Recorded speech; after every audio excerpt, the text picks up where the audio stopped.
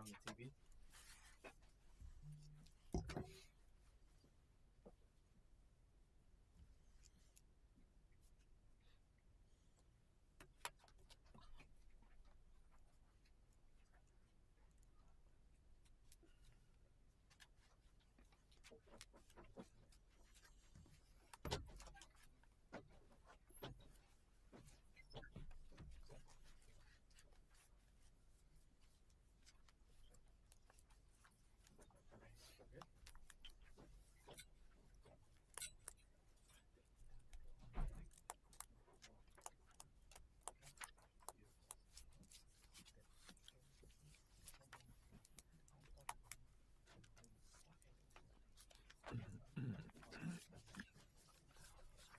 You want to pass this around? Okay.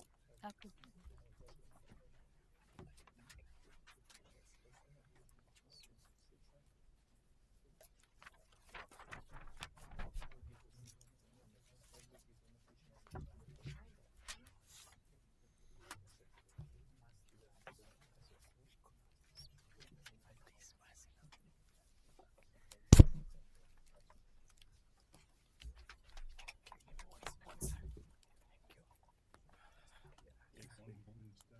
What is this? Hazard designation.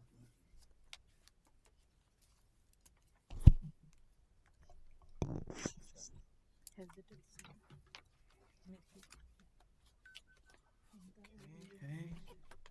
Oh, from here. Okay.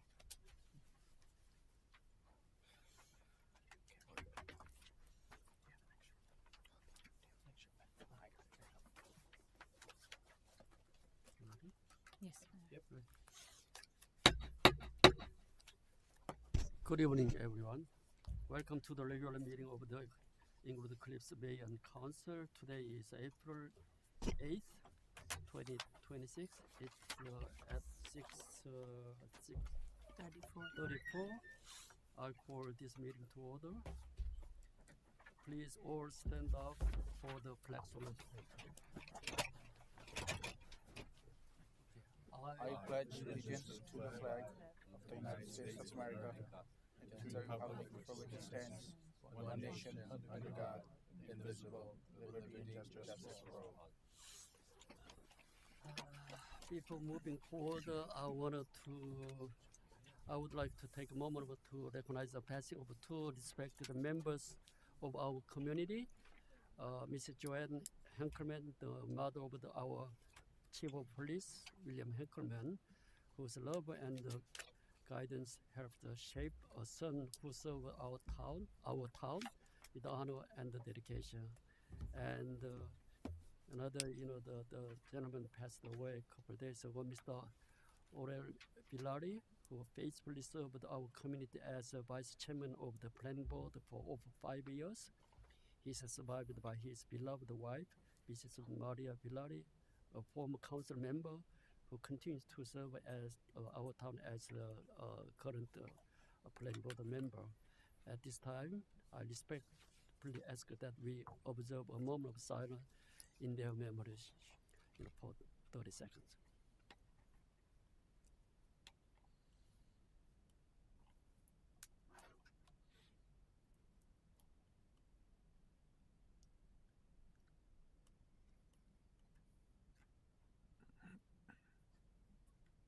Thank you. And before we continue, we have a good news. I would like to share some good news with our council and our community. Our town administrator, Mr. Instant Chowdhury, recently celebrated his engagement this past weekend in Florida. His wedding is planned for this coming fall. On behalf of the council and our resident, I would like to extend our warmest congratulations to Mr. Chowdhury, who works diligently to manage our town and support our meetings. Congratulations, our PA. Okay, and next, would you roll call, please? Yeah. Okay. Statement of Statement. compliance. Okay. Adequate notice of this meeting has been provided in accordance with the Open Public Meeting Act PL 1975, Chapter 23, setting forth the time, date, and place and the purpose of this public meeting through a legal notice published in Star Ledger, The Record, and the Herald News on January 5th, 2026, and published on January 9th, 2026. Posted on the bulletin board in the municipal building and has remained continuously posted as the required notice under the statute. Copies of the above mentioned notice are available to the public and on file in the office of municipal clerk. Statement of compliance for Bergen County open space application public hearing. The mayor and borough councils of the borough of Englewood Cliffs will hold a public hearing on Wednesday, April 8, 2026 at 6:30 p.m. prior to the regularly scheduled borough council meeting. The purpose of the hearing is to obtain public comments on a grant application to be submitted to the Bergen County Open Space Recreation, Floodplain Protection, Farmland and Historic Preservation Trust Fund, County Trust Fund. The meeting will take place at 10 Terrace, Englewood Cliffs, New Jersey 07622. The borough administrator will make a presentation followed by questions and answer period. All are welcome to attend and participate. So on roll call, Okay, thank you, Jessica. Can you repeat the date? today's date. Today's date. I already Yeah. did it, yeah. At this time, I would like to ask for a motion to excuse the absence of Councilman Tim Kotrobas. Motion. No, Mayor, we We need to do the roll first. call first. Roll call first? Yes. Okay, yeah. Okay. On roll call, Councilwoman Begets. Yes. Councilman Liang. Here. Councilman Patel. Here. Councilman Kapsiskis. Yes. Councilman Lee. Yes. Councilman Katrubis. Absent. For the record, Mayor Park, Borough Attorney Mr. Ferraro, Borough Administrator Mr. Chaudhary, Borough Engineer Mr. Garvell, Police, and all department heads are in attendance. Okay, I need a motion for absence of Councilman Tim Kotrobas. I need a Motion. motion. Wait a second. Okay, all in favor? Aye. Okay, let's move on. Okay, next agenda is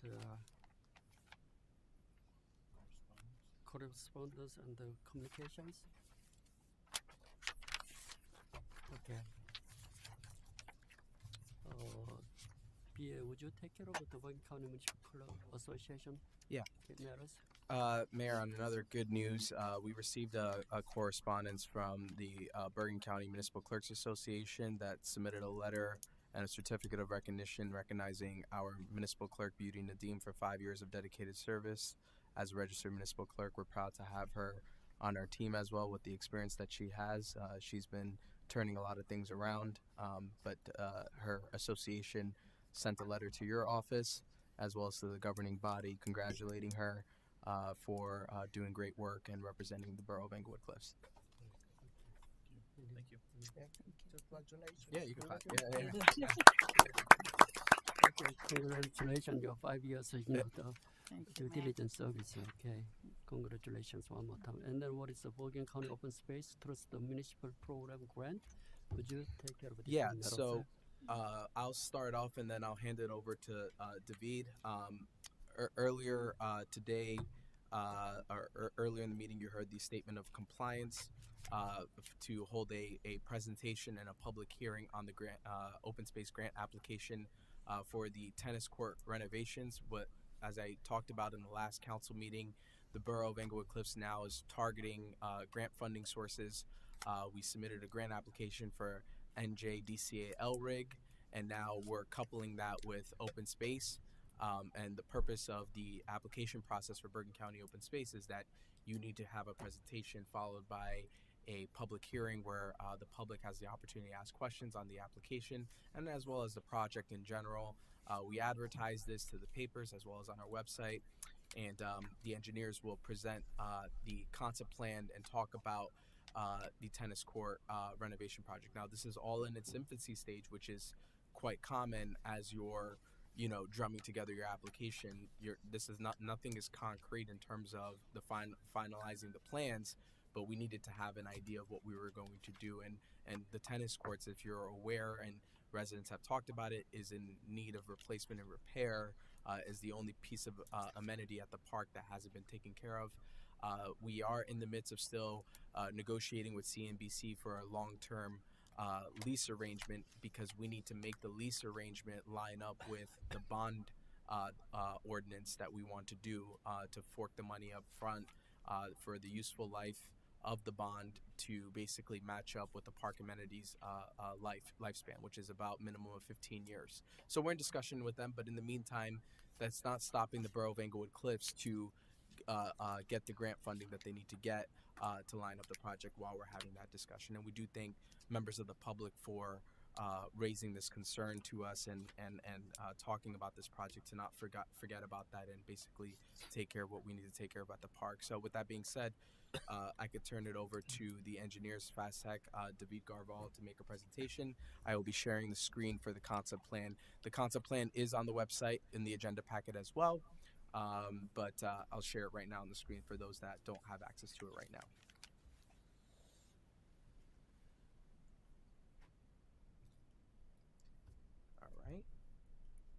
All right, so the screen is shared. Okay. Take the floor. Okay. So first of all, good evening, Mayor and Council. This presentation is for the tennis courts that's on the screen, and each one of you also should have in the package just the general location and concept plan. So we put together a concept plan for the renovation of this Weedy Field public tennis court. The purpose is to apply for the county open space grant and for this improvement, and the improvement will consist of basically removing the surface, the existing surface, paving the new asphalt surface, then painting it, striping it, adding the nets and posts and everything like that that's required, replacing the curbing and the fence around it. Cost estimate is about $665 at this time for the grant application, and right now we're only applying for the grant. Once the grant is secured, we'll finalize the plans and do the details and everything like that. But in the meantime, we need to do this public presentation. It's one of the requirements for the grant, and the public can look at the plan if they have any questions. If council have any question, please. Okay. Does anybody have any questions? How many courts? 1, 2, 3, 4, 5 courts? Yes. So, okay, you all done, and then we need public portion here. Well, Sean? first, Mayor, if anybody has any questions amongst Yeah, okay. Anybody ask before you wishing open to speak, please come out and state your name and the state and Mayor, governing body first. yeah, Okay, governing body ask first. Anybody any question? Please ask to engineer about this project.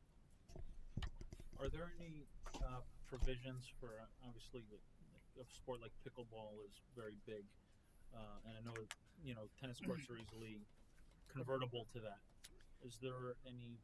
Yes. So on the previous tennis courts that we did in other places, we do double stripe them for pickleball too. So that's one of the requirements. So we do, if that's what the towns wants, we can either all of them stripe it for both. Mhm. And the net is closed, so we just keep the tennis net. Or if the town talking to the public and get a need to do some one way, some the other, that's all that would be done in the design phase, and it's very easily design-wise, very easy to do one or the other. Okay, yeah, I realize it's preliminary, just a Yes. question that. But yes, no, it's this courts can be either one, both, or one or the other. Okay, thank you. The question after to Indisha. Any dependency with the lease renegotiation? Yes, Mayor. So, yes, Councilman. Yes. So, as I said earlier, when it comes to after we get the grants, the way it works is that you have to bond up front. However, we can't do the bonding yet until we straighten out the lease negotiations with CNBC, which we're in discussion with them, and we're waiting to hear back on their offer for 15 years. Okay. Any impact to your schedule of the bonding? For the bonding, it's not, to my understanding, we're just submitting the application for the bonding. We need to get the 15 years letter, but I think we have some time till the deadline. Yeah. So This is all we're doing right now is this is to basically talk about the project preliminarily and then submitting the grant application like we did for NJDCA LRIG. We're just submitting the grant application. The town has not taken any action to appropriate any money whatsoever. We're just trying to receive grants, layer them accordingly, and then from there, essentially, a timetable will be created. But all you're doing is you're fielding what's out there. To my knowledge, I don't think we've submitted a Bergen County open space application in quite some time. But basically, this is part of the requirements. Have a presentation, hear from the public about what they think about the project. The county just wants to basically have that information as part of the application packet. Okay, thank you. A question: How bad is the court? I used to play there. Last year it was closed, the renovation, so I couldn't play at all. And before that, I played very often there. And my understanding is one court is pretty bad, and the other one is so-so. The other three is a good condition. I don't know. I mean, compare to other, I go other tennis court. I go to county court and the other municipal, the town court. I go, and compared to that towns. My one court is bad, but pretty not too bad. I don't know now, but it was a year ago, and I don't know how bad. And outside tennis court, the nature is always the water in the wintertime get frozen, and frozen and melting. So cracking is all the time. Especially you mentioned is surfacing. Surfacing is when underneath. I'm not professional, but underneath the old gravel underneath, and it's the water. Any water absorbed is no matter how we fix it, it's gonna crack it again. no, so the rehabilitation of the courts includes removing the asphalt, 3 inches of asphalt, depending of condition. I understand it's cracked right now. The asphalt is cracked. So the minute the asphalt cracks, it deteriorates faster and faster. So you basically remove all the asphalt and pave brand new asphalt, about 3 inches of asphalt. If the subsurface is in bad shape, we also repair the subsurface. But often the subsurface is okay. It's only the asphalt that is bad.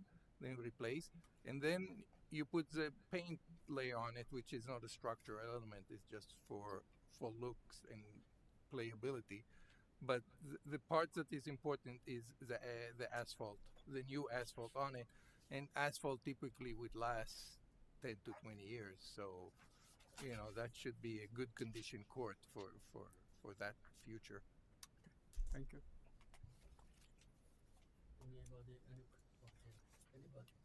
Anybody any question? Your council member? Nobody? Okay, I'm going to open to the public. Do I need a motion? Yeah, you should do a motion in second. Oh, I need a motion to open to the Make public. motion. Make motion. What's the second? Second. Okay. Okay, all in favor? Yes. Okay. Anybody wish to speak? Please This is come only up. on the application okay. of Bergen County Open Space or the tennis court renovation project only. So if any member wishes of the public wishes to speak, please we'll Yes. start with the folks in the audience and then we'll move to the folks in Zoom.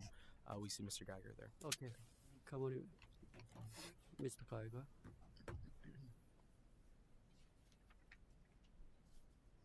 Martin Geiger, 270 Alfred Street. Mark Neville, can you see if that thing is on, please? Turn on the microphone. Thanks, Chief. Just hit the button and there's a button right there. Sorry, Mr. Geiger, we need everybody to hear. Yeah. Is it much better? Yeah. Yeah, Martin thank you. Geiger, 270 Alfred Street. In Mr. Garbo, is it estimate? Where are the engineering and ancillary fees included? It's not part of the estimated soft cost, so it's just construction costs which we apply. Well, what are the soft costs? 10%, something like that. Do you get paid if the grant applications are rejected? Not for that, no. A question that you referred to a 15-year letter and you looked at each other. No, I understand we don't own tennis courts, correct. which we did, and frankly, some people think we do, but and you're working on a 15-year lease. But is it a condition of obtaining the grant, this one and the previous one you applied for, that we have at least a lease of extent of 15 years? No, this is just only in the bonding capacity, Mr. Geiger. Okay. Because the grant, they just want permission that you'll allow them to do construction. That's all they care about. So if the cost is $665 plus 10% soft costs, and the grants amount to more than $500,000, why couldn't the borough consider paying the difference out of operating capital funds or operating funds or capital funds? Why do you have to bond the difference? Sure. Did you want to? So once we are awarded the grant, and depending on what the grant amount will be, and depending on what the construction estimate will be at the time, the borough will decide what funding mechanism to use to fund the remainder of the project. So that will be a secondary question at that But time. you have to do it. You have to fork it But up front. why that's significant is because if you can't get a 15-year lease, which you would require for bonding, but you can have confidence that you'll have use of the tennis courts for a period of time, perhaps at least several years, you could proceed with the project anyhow if you have cash on hand to pay the balance. You're saying no, and No, I'm saying yes. no, because what most grants require you, especially I think open space, they'll give you money a certain percentage up front, but a lot of these grants, like DCA for instance, they want you to fork up the money up front, and so that means you pay, let's just say, if we're going off of this cost estimate, $600,000 out of pocket yourself, and then basically they'll reimburse you. Okay, but that doesn't sound like it's necessarily an argument that would foreclose doing it. The borough has plenty of cash on hand all the time, and simply upfronting several $100,000 of cash that you expect to be reimbursed for is not a bad thing. In fact, it may happen in other situations that you experience. I'm just saying, my point is that if you can't get 15 years lease from the current owner, it may still be possible to do a tennis court renovation that would provide useful tennis courts to the public for at least a period of time. Who knows, it may be 15 years ultimately as each year is renewed. So I just wanted to clarify that. So you don't need to have a 15-year lease to proceed with your application for the grant. Yeah, I mean, ideally, if the CFO feels that there's money out of OE that we can do it, then that's a different. Yeah. Thank you, Mr. Geiger. We can discuss it. Okay, next. Mrs. Kerrigan, yes, come up, please. Karen Geiger, just to first answer Mr. Terry's comment about the condition of the tennis court. When I was on the park committee, we had two vendors go in and evaluate independently the condition of the tennis court. And it was their judgment that we shouldn't do any patch jobs because they wouldn't last long, and that the condition merited, even 2 years ago, a complete redo. And one of the people came and said they wouldn't touch it without a complete redo because it would fail. So that's of two other independent groups coming in and evaluating it. I just wanted to share that. Thank you. About the grant, when you apply for a grant with community open space, what are the requirements on usage of the courts or priority usage to borough residents? Might they be somewhat restricted if others are allowed to come in? We only have 5 tennis courts. I'm wondering, is it worth taking a certain amount of money, especially, I think it said in this grant that we had a match, I'm not sure if this is this one or another one, and giving up the ability to give priority to our residents who use the courts. Just something to consider. In the past, we've foregone grants because we wanted to make sure that maximum usage was for residents, because we don't have that many recreational activities available to residents. Another thing I wanted to mention is, I don't think, at least I wasn't clear in what you said, but if you were only able to get a 10-year period instead of 15, in other words, you could go in not only on an annual renewal, but you could do a term of 10 years perhaps. 15 might be too much for the successor group to CNBC, but a smaller number might be more palatable to them. And if you need to bind, you should consider not only renewing it each year, but actually having a shorter term of the lease. The things that I would caution you is the current lease had a major liability in it. It gave CNBC the ability to terminate the lease on 6 months' notice, I believe. 60 days, 60 actually. days. Yeah. Which really is no protection at all, which is the reason we decided not to do any work on the tennis courts. We, at the end of the lease period, and we couldn't get a new lease, but we also were very wary of the terms. So I would be as concerned about that opt-out clause. If it's 60 days or 6 months, it really doesn't work. Right. So, 2 cents. Okay, thank you. You want to comment? Yeah. Okay. Mrs. Geiger, it's funny that the earlier comment that you made about the accessibility for residents and the priority. I was actually just talking about this with the city manager in Englewood City with these grants and everything else. We already, with our fee schedule, we kind of did what we have to do to prioritize with the discretion given to the rec director and how we create access for the residents and how they get priority. We were able to do it because in many ways, a lot of towns have been applying for grants now, especially the ones that were very hesitant to do so before because the parks are open anyway or anyhow. But we were able to take care of that problem back in the fall when we did the ordinance the way we did it. And then we specifically put discretion for the rec director to give to those groups that we usually give our, rentals through, or like I know the tennis program had people used to key fob in and they used to go right into the courts. The rec director can continue to do what they needed to do, but on paper everything it checks out for us to do to apply for grants now. So that's why we're in a much comfortable position because our legislation and our code got corrected earlier in the fall to basically do it the way we needed to do it. But yeah, that's a great question, and that's it's funny that you brought up the clause of the opt-out clause. That's Bob and I. That's one of our biggest worries that we need to correct right away, because when you make those improvements, it makes no sense if you get kicked out right away. Then you just spent money for no reason. But that's a good point. Okay, thank you. Next, yes. I'm Dan Dubelman. I live at Memorial Drive, and I'm also the recreation director. I also played a lot of competitive tennis for all kinds of programs. And people are currently using the courts as they are. We replaced the nets, and for a park, it's okay. We can run kiddie programs and all that sort of thing.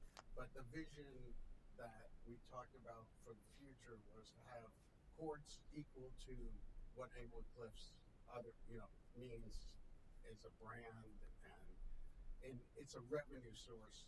Not a revenue source, but there's income that we can't charge for the courts. We're hoping to make them more on a reserved basis so the residents can have control, and we have control over out-of-town people. So we have a vision for why having better courts enhances the community and allows us to bring some more money in. But are we making do? Yes, we can do some kiddie stuff, and it's okay. Okay, thank you. Anybody else? Let's check on Zoom, Mayor. Yes. Unless there's somebody else in the public. No? Okay.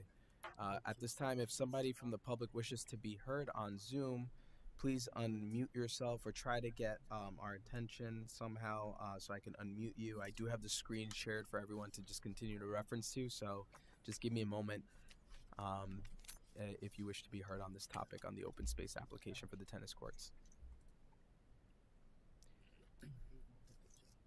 Mayor? Nope, I don't see anybody. Okay, no one seeing and no one here. Okay, may I have a motion to close the public portion? Motion. Second. All in favor? Yes. Okay. Then Motion and second for resolution number 2026-121, a resolution endorsing the Bergen County Open Space Trust Fund application. okay. We need a motion, right? Yep, to approve resolution 2026-121.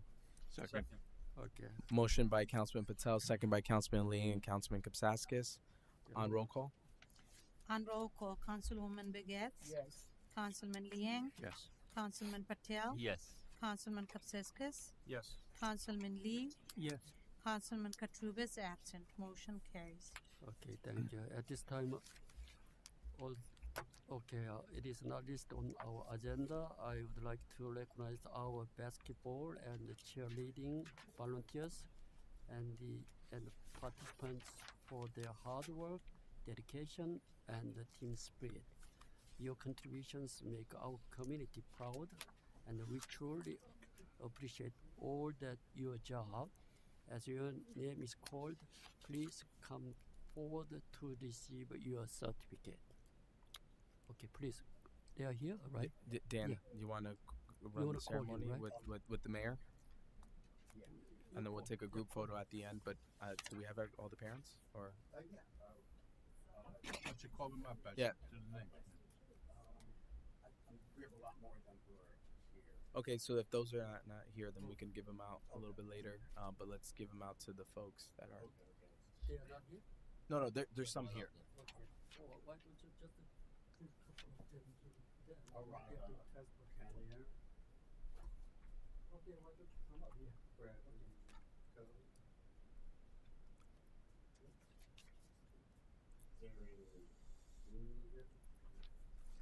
Is it alphabetical? No, he put it together.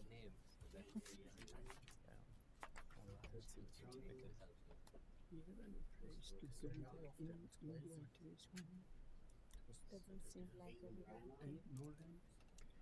Dan, why did you just ask the name so we could say it? Yeah, There's only a handful. It's the wrong one.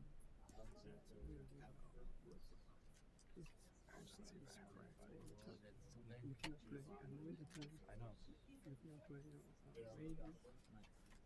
if you Those are the don't kids. call, this So none of the kids are here. a lot of money. Okay, just the coaches. So Dan, jump to the coaches.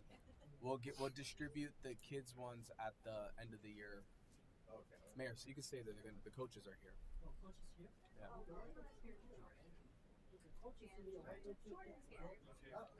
Jordan is here. Hi. Come forward.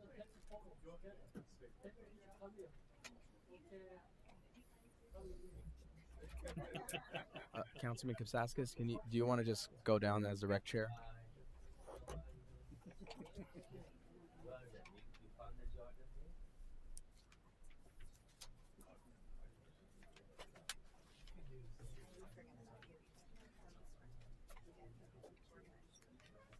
Once again, these certificates are being distributed for our basketball and cheerleading program. We are recognizing our coaches and some of the student the athletes here from Inglewood Cliffs that participate in the program. Those that are present, I do understand that there's an end of the year celebration for the certificates to also be distributed.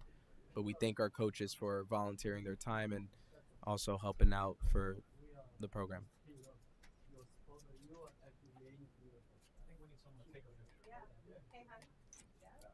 The end. Do members of the council wish to go down and join for the photo? Well, please. Councilman, I'll take the photo. You guys get in. Councilman, I'll take the photo.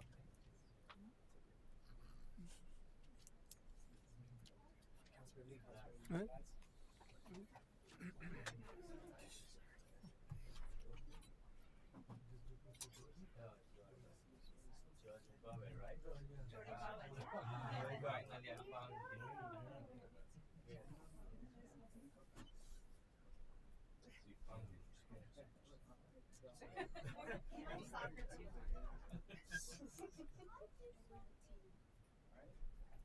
One, two, three. All right. Awesome. Now my phone.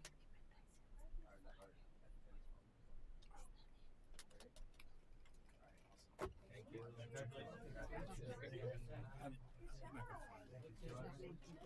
Might be in the same.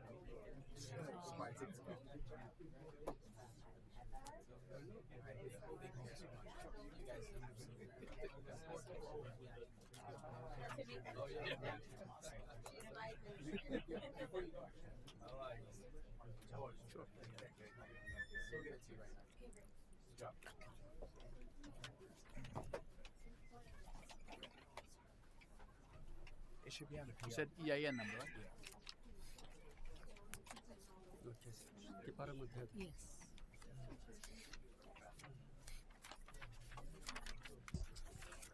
Okay, now each department head a report.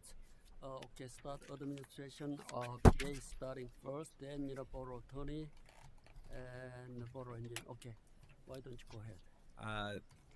Good evening, Mayor and Council. I will reserve my report for the rest of the department heads, so I don't want to. I know they have a lot to get to. As you can imagine, a lot has happened this past weekend for me, so I do thank everybody for their well wishes. For once, I wasn't really caught up with Inglewood Cliffs, but I do thank the mayor for the kind words and the well wishes. And thank you so much once again. And I'll just turn it over back to you, Mayor, to go to Bob Ferraro for the borough attorney report.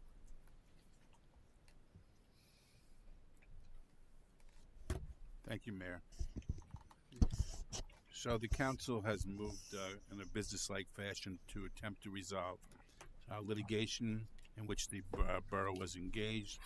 At the last meeting, we authorized settlements, which took place. There is progress on another matter, which is the Wunsch lawsuit against the borough, where the matter was transferred to the federal district court. And there was an attempt by the plaintiff to bring it back to state court, which was denied. And we will be moving soon to file a motion to dismiss that complaint. The borough is taking a very strong stand on that complaint, which we deem to be without merit. The other matter I wish to report on is the what we have been calling the Chaffee application. That matter is now scheduled. So the matter will be heard in the court, in Bergen County Courthouse, on April the 30th, and Judge Gallipoli will be presiding. If anybody wishes to attend, you please do, and you'll have an opportunity at some point to present, to ask questions or to present any testimony or evidence that you wish for the judge to hear. Our professionals will be present. Our board engineer, traffic engineer, and our planner will all be present to give testimony regarding the application. And again, that's scheduled for the 30th of April in the Bergen County Courthouse. All the plans have been uploaded on the website, so you can see what is being proposed at this time. Thank you, Mayor. Okay, thank you. Next, borough engineer. Good evening again. Okay, I'll start my report. So first of all, NJDOT grant project, the 2024 Floyd is we opened the bid. Lowest bidder was DNL. That's Floyd Project Streets that updated the plan. So now we have a contractor. Award recommendation is for tonight. It's on your agenda. So after that, if you vote on it to award it, then next step with How much money? 170, which was lower than our estimate. So We got a grant for that? yes, we How have a much grant. was the grant? It was more than 170. That's all what I care. Okay. Yes. Next. Yes. So yes. So the minute if it's awarded, with Mark, we'll sit. We'll arrange for a pre-con meeting, and hopefully we'll start it the work soon on that one. It's the last part, the last section of Floyd that wasn't paved. The rest of it is in pretty good shape. That's the part that we're paving is the ones that's close to 800 Sylvan. So yes, close to the school also there. So that'll be a good improvement. We're adding also a ramp, another pedestrian ramp there for the school. That's good. Okay, we have received also the grant for Lorry Drive, and this is also on tonight's agenda.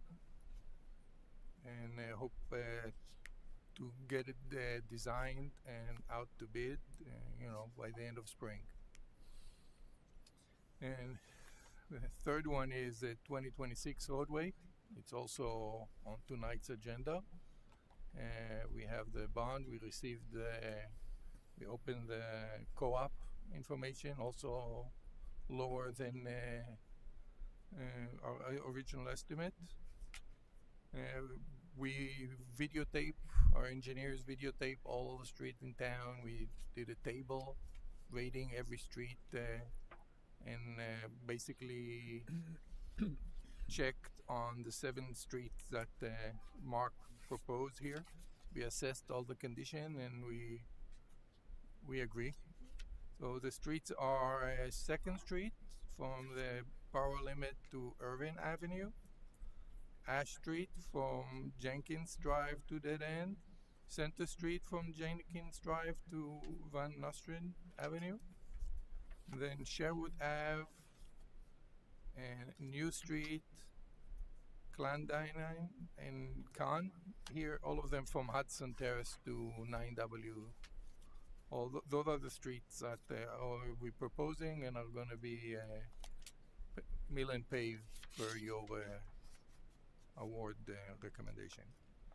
Okay, and after than that, we also in general we're having a mechanism to start take a recommendation for and requests from residents for streets. So if they send an email to the town or to us, or we'll find out, we'll set up a place for them to request street if they think they're in bad shape. I have a question to you. Yes.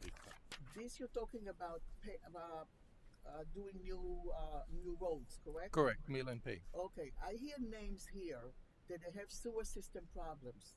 Okay. How are you planning to tackle that? Are you going to fix the sewer system and then you're going to do the road, or vice versa? That is not clear. Just to clarify, sanitary sewer or storm sewer? I don't know. For me, it's the same sewer, the same problem. The rain or the... I'm not. I just hear name and I know that the streets that have problems. Okay, so that's we're talking to Mark about that. He's the one that's pointing out to us where the problem exists. Okay, Both no, for so the question is, if there is a problem in the street that you know, yes, how you would deal with that? So one of the streets that Mark notified us, like 2nd Street, we need to prepare grade the place to avoid puddles. Okay. So we grade the asphalt in a way that will eliminate the puddles and drain it away from it. That And the sanitary repair, yes. we're gonna check on the streets. I think that there is parallel project for the sanitary. It should be coordinated. Yes, Because I yes, don't want to, like, it is. Verizon is doing the open, the Yeah, closing, PSE&G, yes, I'm aware of that. So, Yes, yeah, so we- it's okay, coordinated. David, to what Councilwoman Begats is asking is, and I believe residents have asked us before, like when you pave a street, you mill and pave it, what they want to avoid is you rip the street back up Opening it again, up again. and then you go under Immediately. to fix an issue Correct. that there's there. We're just putting But asphalt. You know already there is an Yeah. issue there. So Yes. that's what they're trying to say. Okay, I'll continue. Also, we had a meeting with DPW and Building Department about the sanitary sewer repairs. And DPW received one proposal and to do some priority spot repair. It wasn't very favorable, so we submitted the request for a proposal for 5 additional contractors, sewer contractors that we know and we have experience with, local and good contractors. So we're waiting for the proposal. We submitted to it the beginning of this week after we got the one proposal that Mark gave us. And we're going to start getting proposal by the end of this week. We'll see if the numbers are better. Let me use that number. Because we talked to the QPA, Borough QPA, Sean, and the numbers we received are too high to just go spot repair on the spot. So we try to get numbers that will allow us to break ground and start working immediately on some of those sewer repairs. Okay. And the next phase, which is also on tonight's agenda, is to actually go on a full bid on repairs that were proposed and designed by Gilmore. And so those are pretty much ready to go out. So, and once we get the green light to go out, then that'll be the next step. And that'll be a much more efficient, cost efficient, also a way of handling the large picture of the sanitary sewer repairs per the original Boswell report. Okay, any further question? That is a really important matters and a very urgent matters. Please don't forget about it. That's I already point out why that is important. Okay, next what is the finance department? Good evening, Mayor and Council members. During the last few weeks, Finance Committee met to discuss the budget. We also held budget workshops with few department heads. We are continuing that exercise and expect to have one final meeting to finalize the budget and meet any outstanding departments that we have not met with. So over the next 2 weeks, we should have a final version of the budget ready to be circulated to the Mayor and Council members, and expect to take action at our May meeting to introduce. Thank you. Any question? No? Okay, next police department. Okay, check come out and one more time. Accept our deep condolences and most least your mother passed away. Okay. Thank you. I very much appreciate the kind words about my mom.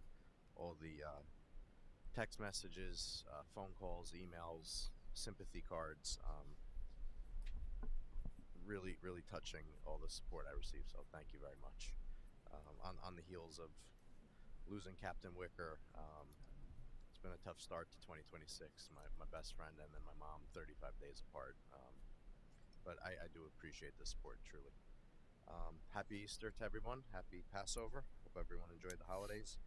I have a short report this month. I just want to update everybody on the criminal mischief investigation and arrest from last month. I'm sure you all have seen the press release on that, and that is still an open case, and there are additional charges still pending in that case. I don't want to say much more about that, but there are additional charges still pending.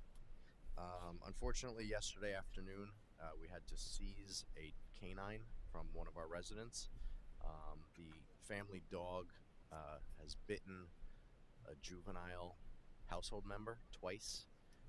This time, the injuries were significant, and with the help of animal control, we had to take that dog, and it's being held in quarantine right now for a 10-day period at the direction of the health inspector. Continue to watch any developments from the Middle East conflict. As I understand it, we are in a 2-week ceasefire, so that's good news for everyone, but I do continue to monitor that situation. There are currently no known threats to our area of New Jersey. On March 17th, we had the state of New Jersey come in. POSHA came in to do an inspection. I want to thank Superintendent Neville for facilitating that. Also, Administrator Chowdhury for facilitating that inspection. From my understanding, that inspection went well, and no significant safety issues were found. So the only outcome of that I was a little disappointed with was our firing range, our police pistol range in our headquarters had to be put out of service temporarily. There are some air circulation and ventilation issues that are being addressed, but temporarily we are out of service with that. Fortunately, we have a great relationship with a lot of our surrounding police departments, and we were actually earlier today had some officers up in Closter doing some qualifications for the first half of the year. So thank you to Closter for accommodating us in our time of need. From a traffic perspective, the Reuben Run, just a reminder, that's on May 10th. That's an annual run, very little traffic impact. Very little. Is it green, Chief? Yeah, it's flashing now. It must go off after a few minutes. Very little traffic impact from the Reuben Run. You probably won't even realize it passes through town. It's the runners from the JCC up to Town Park. Of greater significance and of greater impact to traffic is the Grand Fondo Bike Race. That is May 17th. Mark your calendars. Again, an annual event. Nothing we haven't seen before. Nothing we haven't dealt with before. But just to make you aware of it, Mark your batteries.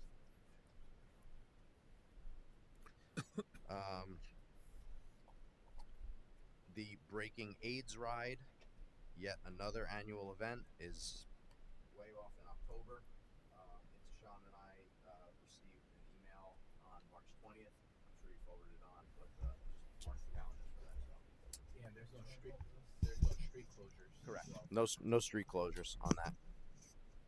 But that is a little bit more significant of an event. From a community outreach, the PD was at the egg hunt a few weeks ago. No public safety issues from that event. From my understanding, it went well. And our two newest officers are finishing up their FTO program. They're in the home stretch. Both of them are doing well. And I look forward to having them on their own, patrolling our streets in the very near future. And finally, April 27th, end of this month, is our reaccreditation. This will be our 4th reaccreditation, our 5th overall, something I'm very proud of. There are less than 5% police departments in the state of New Jersey that achieve 5 accreditations. So I think we're in good shape. Hopefully all goes well on the 27th, but after that inspection, like I said, that should put us in the top 5% of police departments in the state of New Jersey. So something I'm very proud of, something that takes a lot of time, a lot of effort. I have to thank my 2 accreditation managers, Lieutenant Totten and Lieutenant Ford. They both put in a tremendous amount of time and effort into that to really something for the town to be proud of more, as much as the police department. So that concludes my report, Mayor.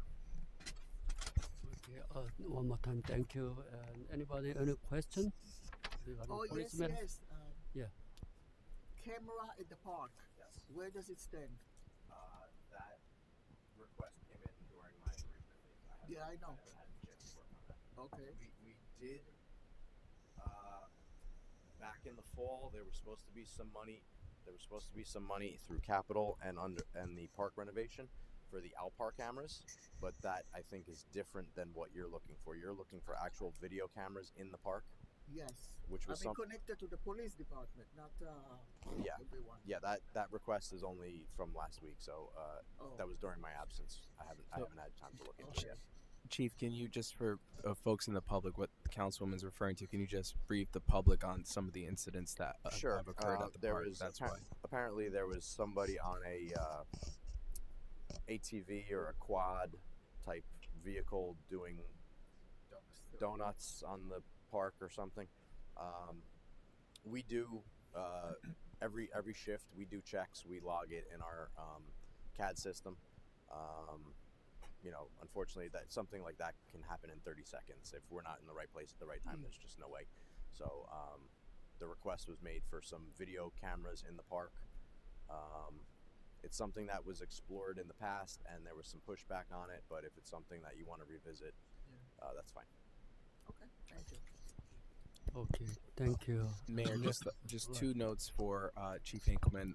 While Chief was away, his department did a great job when the noise issues were coming from New York City, and immediately over that weekend, they went ahead and tried to reach out to the 34th precinct.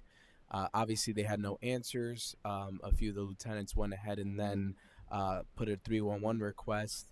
Again, no answer, but the police department did their due diligence, and then we were then able to receive the petition that I believe Edgewater was circulating, and then we had to do what we had to do. We went ahead then, your administration went and contacted the New York City Mayor's office, their associate counsel, so basically Bob Ferraro's counterpart, was looking into the matter. If you read Edgewater's petition, there might be an issue regarding the regulations according to noise. And the preliminary feedback we received from them was the fact that they're concerned in general about the quality of life on their side as well. If communities across the river and along the Hudson River are hearing it, what's happening over there on their side. So the fact that they were kind of warm in that sense was good to hear, and we thank our police department in that aspect. The second thing is that we had a couple issues that came in over at the school with some vehicle traffic and some assistance at crossing guard while the chief was also away. Members of the ECPD did also step up, took an inquiry, and then they went ahead and put some more attention on arrival and dismissal to give that extra support. So we do thank them for that as well. And yeah, Chief, just on the noise, this is something that flares up from time to time.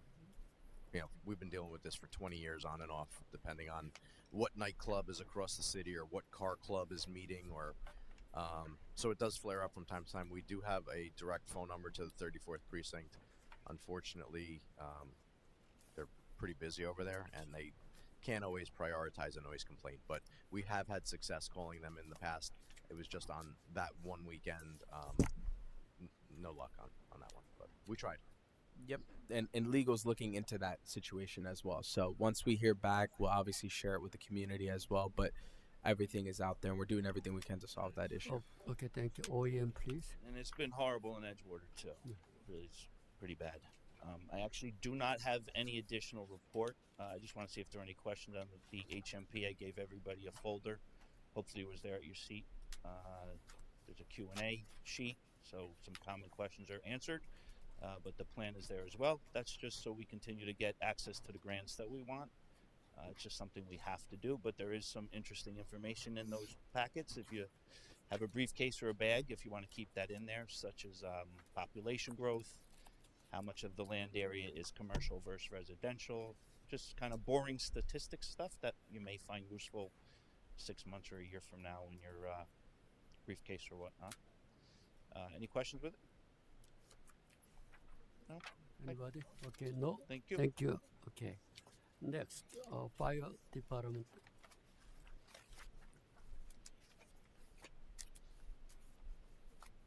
Good evening, Mayor and Council.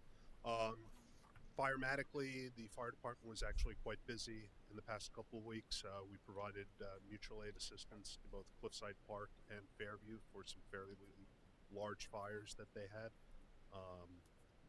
Fortunately, no one was injured, and it was just limited to the single piece of property in each jurisdiction. Additionally, the fire department training-wise, we did a complete walkthrough of the 800 Sullivan Avenue complex to address any concerns that, in a life safety circumstance that might be there. Gino has been very cooperative in working with the building construction management over there, and it's been a great assist for us in making sure that this new large complex is not only safe for residents but also first responders as well. As I'd mentioned in the previous meeting, the upcoming July 4th 250th anniversary celebration is going to have a significant impact to the local area. There have been several coordination meetings, and I have a coordination meeting next week with county OEM and surrounding fire chiefs regarding basically it's going to be a resource intensive week for all local first responders. As I mentioned before, impacts will include traffic, significant amount of visitors, and people basically being in places where they shouldn't be to see what's happening on the Hudson. There has been talk that Edgewater would basically shut their borders to all non-residents because of this. And from a firematic point of view, the entire county is going to be tied up on this. As I mentioned, it will require some resources to be put on standby that weekend, and of course we'll coordinate that at the OEM level. From a community outreach point of view, we recently completed our pancake breakfast. It was a tremendous success, and very much thank you to the residents and sponsors who made that event possible. It was a fantastic event, and both the PTA and the fire department appreciate everybody who participated in it. And then the last thing I'll add is thank you, Mark and Intishan, for getting the flagpole in front of the firehouse resolved very quickly. That was light speed work on your guys' part to get that area restored from the involuntary renovation that was done prior to it. But other than that, I have nothing else. If there are any questions. Yeah, I was just going to say pancake breakfast. Thanks, Mr. Guy. It's very good. So they are still currently totaling I'm not the finance. That's between the PTA and the bean counters, so to speak. I understand we did very well, and that a significant amount of money was raised for both the fire department and the 8th grade class. So my understanding is the expectations were not high, but it wildly exceeded what the parents were expecting to get out of it. And the kids were there, and they did an awesome job helping. They really hustled out in traffic trying to get people in. So it was a good time, great community event. We hope to repeat it in the future. Thank you. Thank you. Thank you. Okay. Can I speak something Yes. for the fire department? I know it's not your area. We had a very good meeting with the fire department, with all the the components of the fire department. We learned how they operate. Yes. And it was the mayor and Philip, Mr. Liang. And one issue that was brought up, and I know it's not you because I know the way you operate, are the memorial stones that were removed from the park. There was a lot of aggravation, a lot of heartaches, and today they are stored at the DPW. Mm-hmm. We were approached by few residents, and they asked us to put them in the area of the fire department. I sent an email to Mr. Chief Chaffee about it. I never got a response from him. This is a very, very sensitive matter for the town. And Mr. Mark Neville had the whole plan, and I sent the plan to Mr. Chaffee, and I did not get any response. If you are talking to him, please ask him to respond, because people are very aggravated about it, and it's something that we inherited. No. We were not part of it. Councilwoman, I understand your concern. It is something that I assure you is not being No. ignored or dismissed. We are, the fire department, the fire organization is not just a single person. It's I know the the collective. board. I understand. It's the collective, all the membership. But That's I fine. assure you that this is not being ignored. You know, Well, at ignored least they or should anything say, like that. send an email. Thank you. We're going to look into the matter I or will whatever. I will have Please. a conversation with him and Yes. just express your concerns. Okay. Thank you very much. Thank you. Please consider about it. This one. Okay. Now, building department.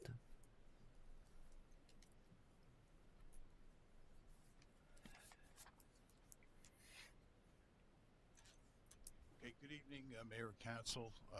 We haven't had many changes. Everything seems to be moving along. For some reason, houses are starting to sell for a lot more money, which is good news. Also, I think we spoke about a drain that was going into a house. I think 288 Marietta, and we a couple of council people, Rivka and Phil came. And we're looking at it. I mean, we really couldn't operate because we were trying to fill it with a garden hose. But as soon as it rains, I saw it operate, and it lifts up automatic. There's no electric. Hopefully, maybe someone else will look into it that lives down here where they have the downward sloped driveways for the basements. I mean, it does work. Hopefully, if you know anybody that have any questions, next time it rains, they might want to pass over there and see it. So. That's about it. Okay, anybody any question?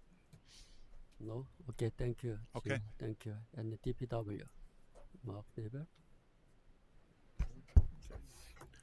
Good evening, everybody. How are you? Mayor and Council. A couple things. First, I'd like to offer my thoughts and prayers to the Henkelman family, the Chief Henkelman, on the loss of his mom. A couple things tonight. I did have our first budget workshop a couple weeks ago, last week, and Shoaib and Councilman Patel and Councilman Liang were kind enough to let me spend whatever I want, so that went well. But so I look forward to the second one and working on what we discussed. June 27th, I'm going to start tonight, April, May, and June. June 27th is our recycling event, paper shredding event down at DPW. It's from 9 to 1. It's our paper shredding event. We collect cardboard, books, and food for the food pantry down in Englewood. Coats as well. The county stormwater repair work on Palisade Avenue is complete. We're just awaiting the paving schedule. That should probably come out in the next couple weeks. We are underway with pothole repair. We have done a couple over the first couple weeks, but in the warmer days, due to the most recent cold snap regarding yesterday, today, and even tomorrow morning. But we're going to start tomorrow and be out tomorrow and Friday, doing what I have. I know there's probably a small delay due to the weather. Just the material doesn't work that well when it's that cold, so we're hopefully on the other side of things starting tomorrow, and we'll get a lot of material out and get our potholes accounted for. Unfortunately, we did have a small motor vehicle accident, the public works vehicle on March 31st. Minor property damage as well as minor vehicle damage. Both are being discussed with the administration. We did assist the recreation department with the Easter egg hunt. From what I hear, all went well. We did assist the fire department with the pancake breakfast. We all did go well there as well. The work at the fire department is complete. We understand we did push that along, as we did have the Greek flag raising as well as the pancake breakfast in the same weekend, and I think both went off fairly well. The Riverside Co-op program is out. They came out under budget, which is significantly under budget. Is good to see. That's a great program, and that should be out probably midsummer, so we get paid before school. I do want to thank David and Arsenal for all the work on the DOT stuff. I know it's a lot of conversation. It's a lot of work, the DOT stuff, and hopefully those are out, and we'll get started on that as well. Councilman, to your question regarding the sanitary and storm sewer, there is point repair work that we have that is anticipated to be done before we pave a road.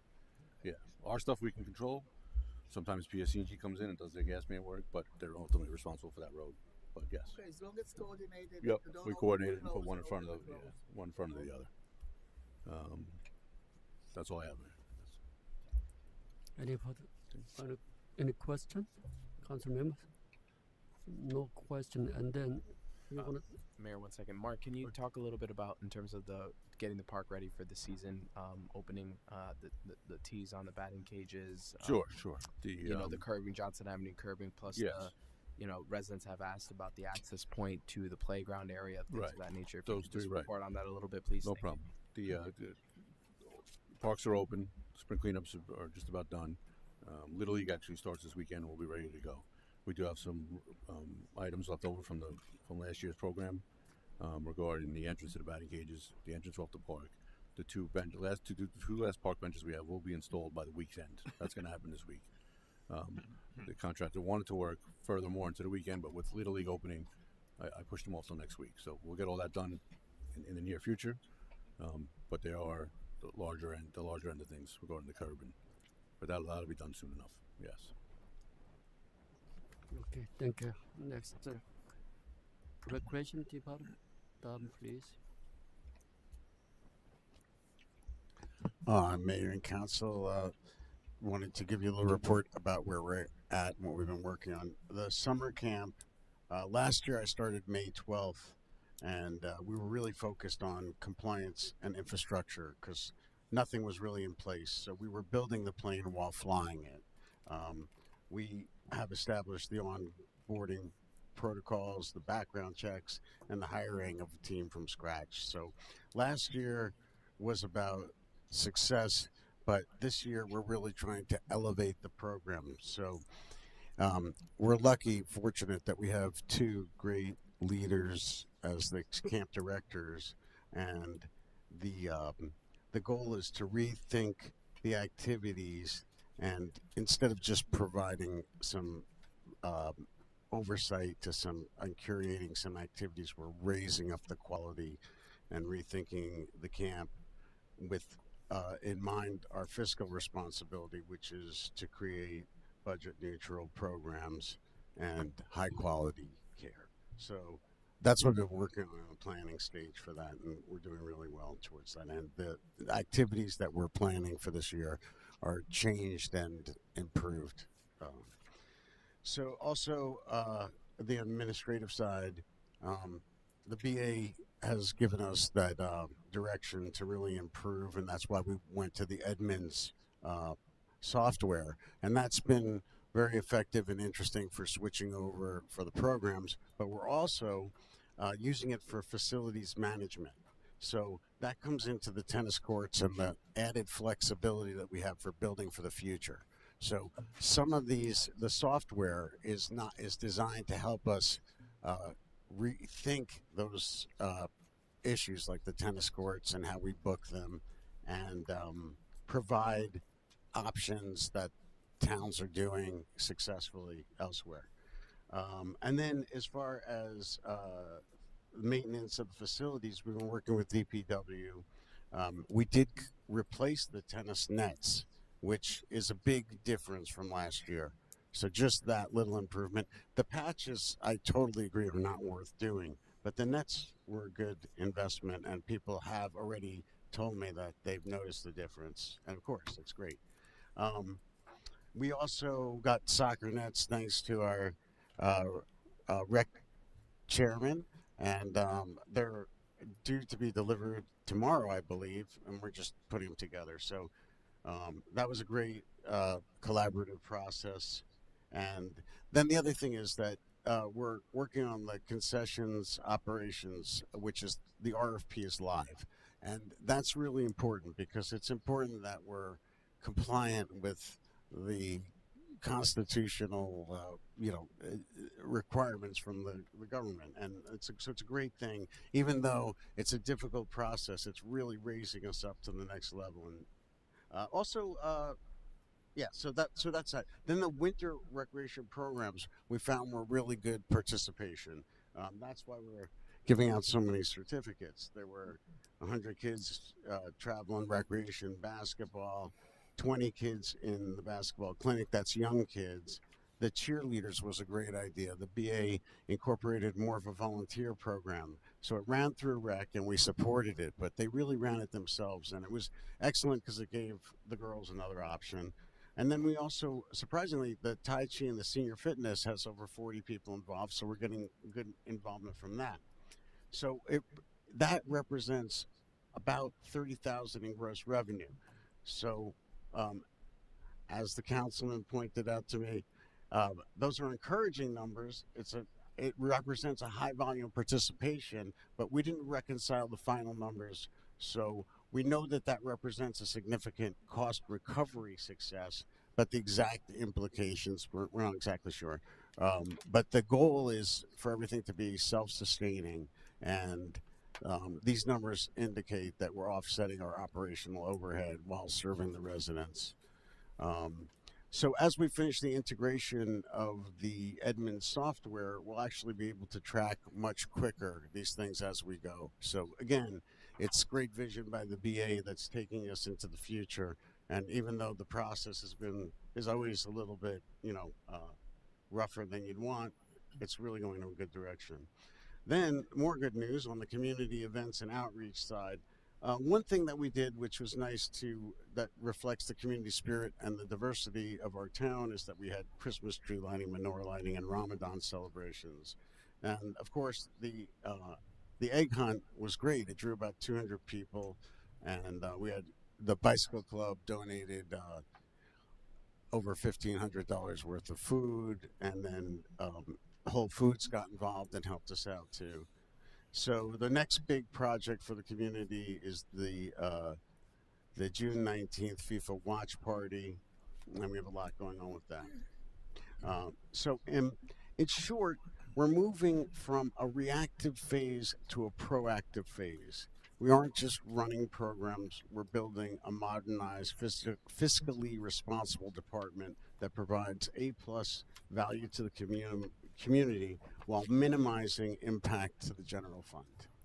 And there's a through line. That's the big thing too, that there's a through line, and we're trying to create that. When we get people excited about the programs with our coaches, it continues through the summer and then through the different seasons. Yeah. Thank you, Director. So from the money perspective, budget perspective, last year we overrun a little bit, 2025. So 2026, we had a meeting a couple of days ago, right? Talk about the budget of this year. Are you comfortable with not overrun again this year? Well, we're working on the budgets with with Shueb, and we're doing models, so we make sure that we're in line with we're on the same page. Last year we were just running things just ad hoc, and this year we have enough time to lay out the plan in advance, so it's night and day. Councilman, just to go a little bit, last year's budget with the rec department, specifically with their expenditures, the big issue was when we hired, it was over the summer camp. Originally, we had to, if you recall, we had to do a resolution to amend the pay because Inglewood Cliffs wasn't paying what we were supposed to do, and that's what caused the increase. That we didn't budget our program for that, and that's what kind of threw everything off. But other than that, there wasn't really any outliers with the rec department. Yeah, but budget is budget. Budget is overall. You have special need for a certain amount of money. It's still within the budget.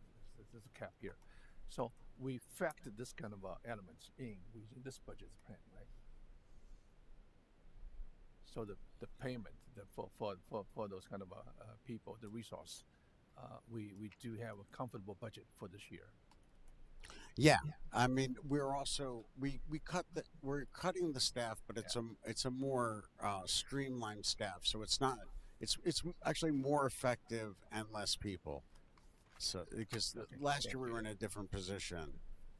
We were struggling. If we were May 12th and we're starting camp June 25th, I think last year, it's a very short time to get Sure. everybody on board. So we almost had to hire go on the level, and we didn't. The other thing was.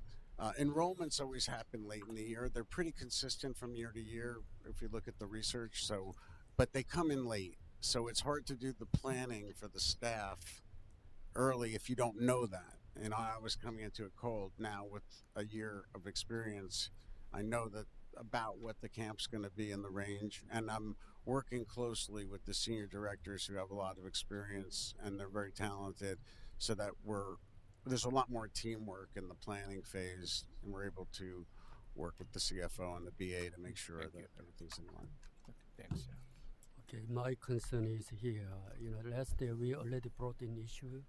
Each program, how much we spend, how much we get the income, any specific, program by program, we're gonna look at it. And then important thing is, how we can, improve our program and how many, participants we can bring in here. Normally, I'm talking with the other town mayors. Mm-hmm. They are very successful. Normally, they are not much spending money, and then the budget-wise, they want to, to promote more their program, such as 5K run 10 apply. It's more than 5 times than our, maybe 10 times. It's a big event, but I think we are not much successful. So I'm asking you. We have here our surrounding area, big corporation in here. We approach in advance, and we have to get more source, and then we can maybe surplus about those kind of programs. So that's you have to in advance prepare that schedule, and then we can successfully manage, and we can generate the income. That's my goal. So I don't know if you need our support in this council member, you have to in advance approach to us, and how you gonna manage about it. That is one of the simple, just as example. And the other program also always I'm thinking about it. How many kids are enrolled? How much we earned here? How much we spend here? That's very important. So It please is. keep in mind. It absolutely is. Also, recreation programs are really designed to get the kids involved. So we're also have plans to use the community center for some other types of programs. And the way the BA set up our systems, we generally try to run them so we don't take the risk. It's more the instructor taking the risk, but we're trying to help them build it. The other thing to bear in mind, and it's something you guys have to consider and tell me what you want to do, but one of the things that we found is Englewood Cliffs is not Tenafly and other towns, in that we're not necessarily looking to get a lot of people from other towns involved. Last year's 5K, we had the largest participation ever, but we're not trying to get 5,000 people at that event. So I don't know if you want to promote, like Englewood Cliffs Day, we try to promote it mostly to Englewood Cliffs. We're not trying to bring it to the way Englewood Day, they have a lot of businesses, so they close Palisade Avenue, they got 10,000 people, and I don't think that's what we're looking for Englewood Cliffs. But again, that's up to you guys to tell me what you want, and I'm happy to pursue it. Okay, Mayor, thank you. can I make one comment? Can you also coordinate with the school district board of education, because 20,000 last year from your budget went to the school district, right? It For did. using the It did, and my understanding is that that's not the case in all boroughs. It's not. I don't. It's kind of beyond me. Why do we give them money? So what they're talking about is the additional fees for the so after school hours, they have a security guard and they have a custodian in which there's overtime and FICA fees and things of that nature. While they don't charge us for the regular usage, for the additional services, they charge us still for part of the use of facilities. It's not the overall use of facilities; it's for personal based usage. We're still in conversations with the school district. I had a brief conversation with the school business administrator. Things are going well. As you know, the arrangement that we have with them right now hasn't expired yet. So we did that. We took care of that in the fall. We've been having great conversations with Dr. Brower and Juliana, as well as the board. So we are looking to having that discussion with respect to the interlocal agreement together for garbage recycling, snow removal, together with everything. But it's kind of like a one hand washes the other kind of conversations. But things have been going great. We just feel that we have other priorities right now, and when we get to that point to resume the conversations, we will. Okay, thank you so much. The one Okay. thing You just wanna real add quick, more? yeah, Okay. the one thing Please. that was One thing. encouraging to hear and to know about is that there are also you mentioned about some programs for seniors, because everything with rec, everybody automatically thinks about kids, but it's really about programs that are out there for everybody of all age groups, and rec, as we alluded to, is something that brings the community together. So I'd encourage anybody, if anybody does have any ideas or programs that might come to mind, whether for kids, adults, what have you, commingled, we're open. Dan's open to getting an email, getting a phone call to at least give them a look and see if there might be some public interest in them. So. Yeah, absolutely. And I made my cell phone available to the public, so I talked to people a lot more, and I got the feedback. A lot of it's for little kid programs, so that's why we're developing like yoga and dance, so that also the it's co-ed, but it's geared so that girls can have something to do too, and we can use the community center for some of that activity. I'm also a senior fitness expert, so one of my passions is developing programs for seniors and that sort of thing. And we had a fall prevention seminar. We're having a second one, but it wasn't attended because we're part of the process is the communication plan with the public and the groups, the different groups, making sure we're talking to the seniors to let them know this is what we're doing. Like one of the great things, and when I said through line, I wasn't totally clear, but it's just that when the kids are all involved, like if you finish your baseball clinic and then afterwards there's a soccer clinic or whatever, they're talking to each other. So it's the same thing with the seniors. We want to make sure that we're doing certain things that are engaging enough that if there's a book club meeting or whatever, because we do have the community center we can use it for a lot of great things. It's a multi-purpose room. But the big issue is making sure that we get the communication on page with not just having the events, but making sure that everybody knows about it. So that's a marketing issue, and so we're aware of it. But it's just it's partly handled by doing the technology and bringing us like the new website and the apps and making our communication better with the public. But that's the big issue, definitely. Okay. Thank you. No more? Okay, thank you.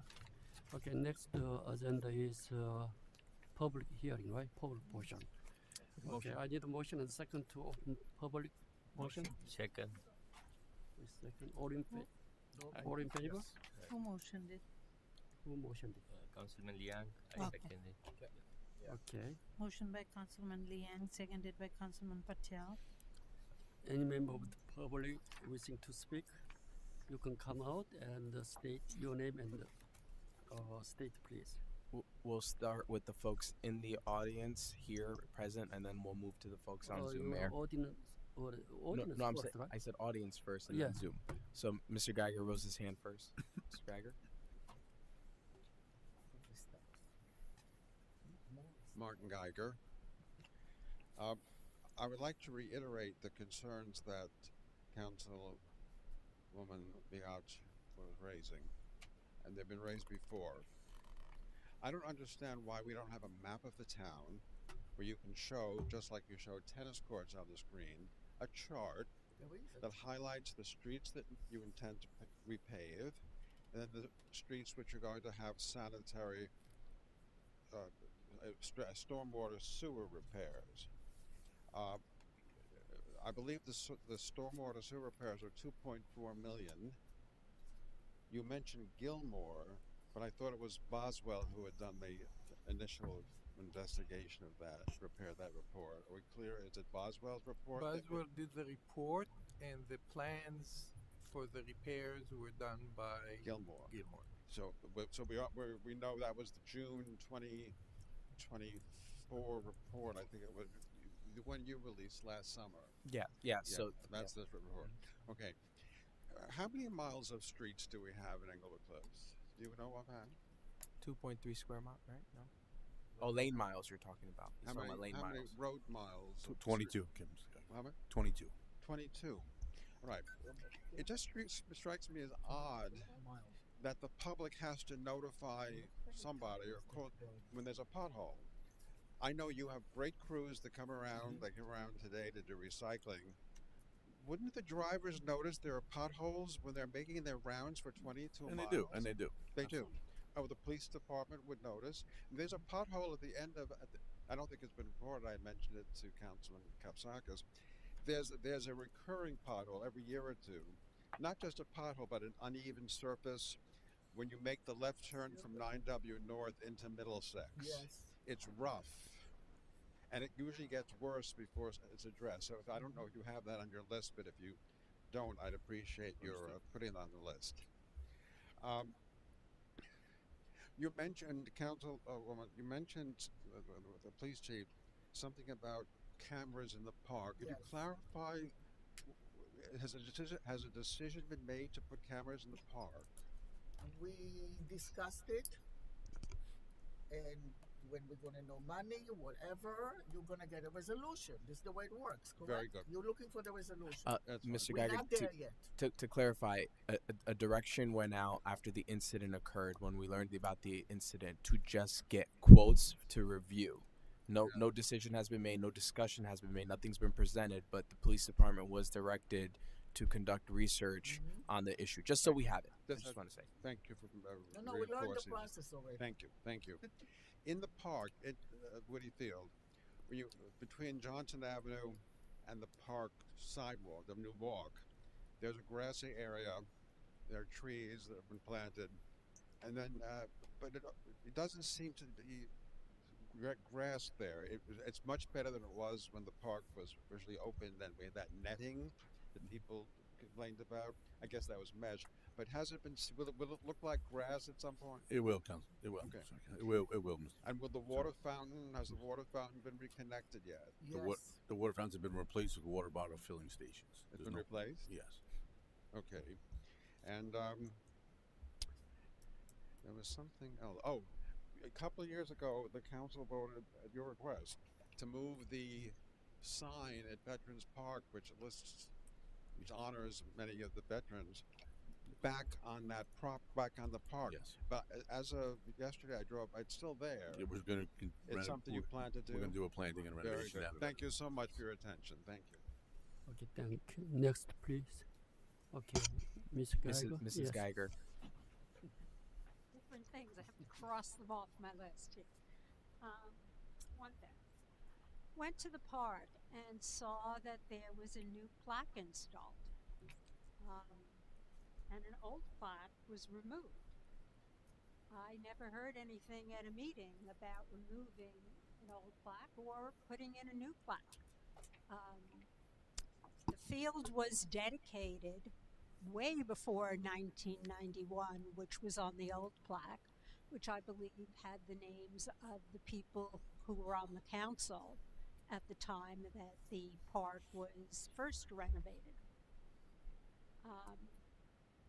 I'm somewhat surprised that this council, with all the space that's on the, what do you call it, the shack that serves food, saw fit to remove that plaque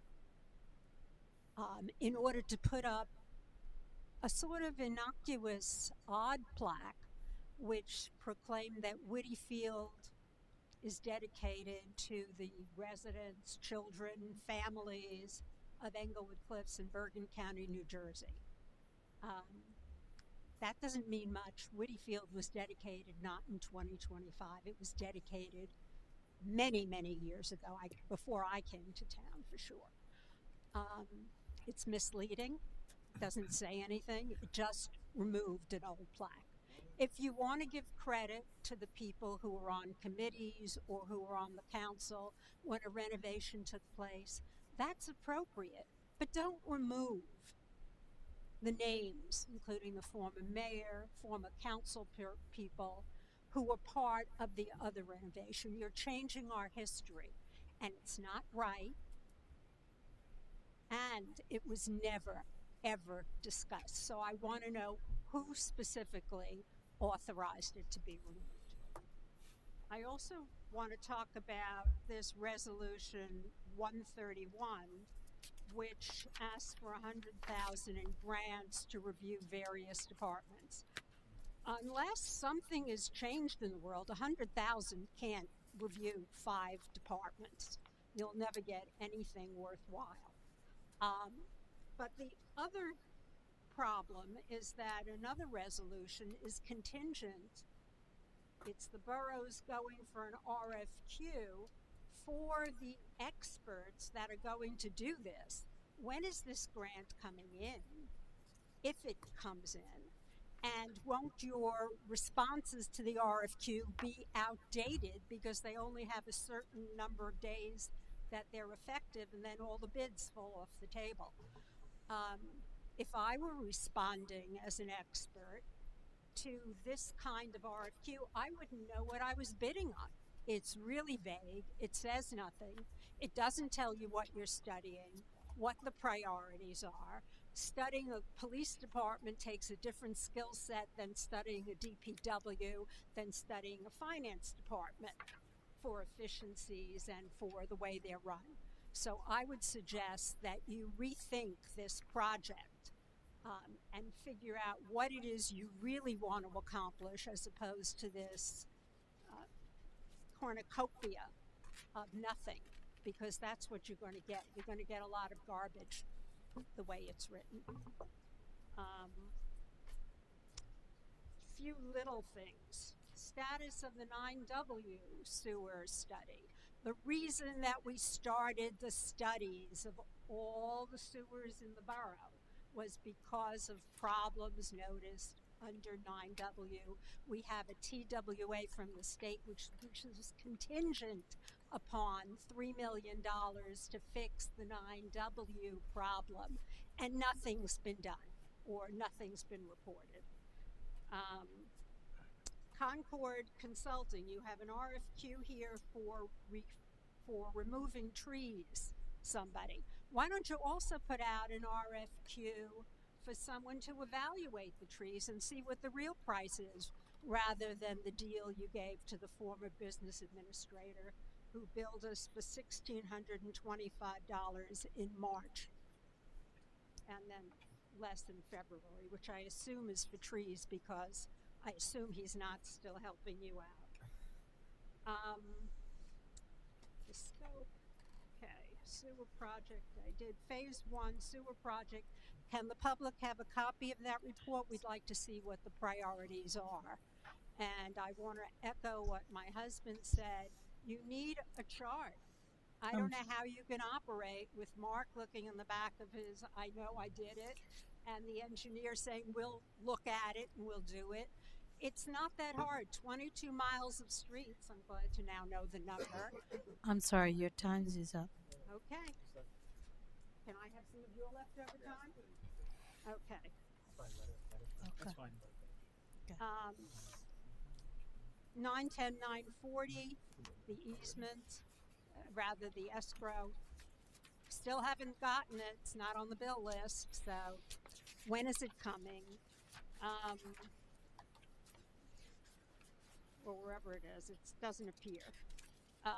Comment on the stones, the memorial stones, just to give you some information. When the park committee, way back when, was studying this, and the park committee did not order the removal of the stones from the park. The park committee. I did not mention names, if you noticed. What?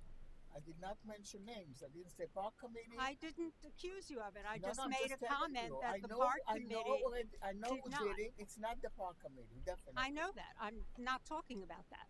My comment was that the park committee did discuss the stones.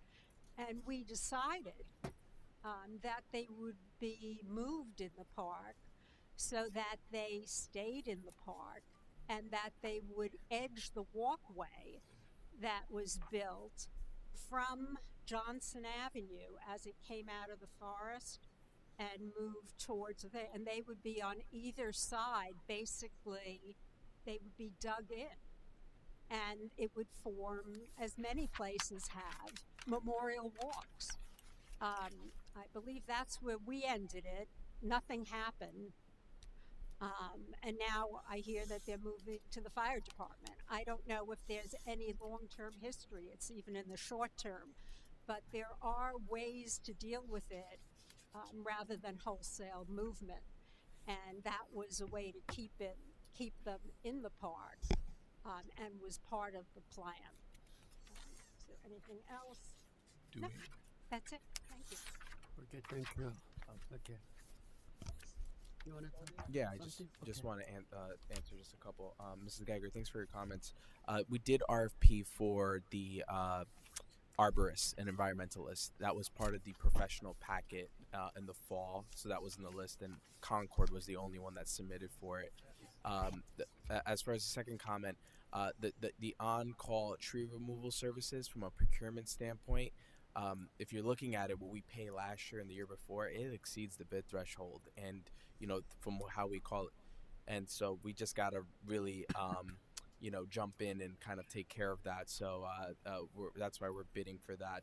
As far as the DCA program, that is a new grant as a part of what the DCA did through LEAP. They have $1.5 million available.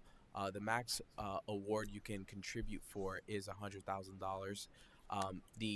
When you authorize, which is an extra step that the mayor and council really doesn't have to take, because at the beginning of the year we passed a bunch of procurement resolutions you don't need to really pass a resolution to authorize to go out to bid or do this or do that. We can just do it internally. We just do it anyway for transparency purposes, so people can see eventually we will take the action. I'll give you a quick example. The digitization project, we did a RFP for the request for proposals or bids for the digitization project, but we haven't gone out yet. We haven't done anything with it. We just got the permission from the mayor and council, so then we can create the specs. We're nowhere near ready yet to hit the street with that. The same thing would be done in this situation. The award is supposed to come in around June. June 1st, I believe, is what the DCA representatives have told us. Right now, it's under applied. That means a lot of towns, it's starting to come in now, but according to Senator Vin Gopal, it has been under applied yet. So we're just seeing what we can get here. It's a new program to run what's called the Municipal Enhancement Review, Management Enhancement Efficiency Studies, to see how you are doing, to see if there's recommendations or opportunities to improve. Some towns are doing it even the way they've been running it, just to see what's available, what's out there. Other towns that have done it have included multiple departments, 2, 3, 4, looking at specific issues to see what needs to be done. But right now, we're kind of just having everything because we're timing it in a way where if the council approves it, we don't have to wait for another meeting to then get the permission for the RFP to go out to request for proposal. What are your specs for the RFP? Well, that's what are you looking for? Once we get the grant, it'll mirror exactly what the grant application is essentially. So what it would literally be, according to what you see in the resolution title, it's to conduct a study on the overall operations of the 4 departments listed, table of organizations, things like that. Well, all I'm saying is that the skill set to review finance, Which DPW, is exactly what's in the department is very different. which is exactly what is listed in the RFP, that you have to have a specific background in those specific areas. For instance, if you're looking at police department, it'd be a police chief or a captain or higher. Other towns have floated these kinds of things before, so it's in the library of documents. And I believe, I think that is the extent that I have on my side, unless, David, if you have anything about the mapping and things of that nature.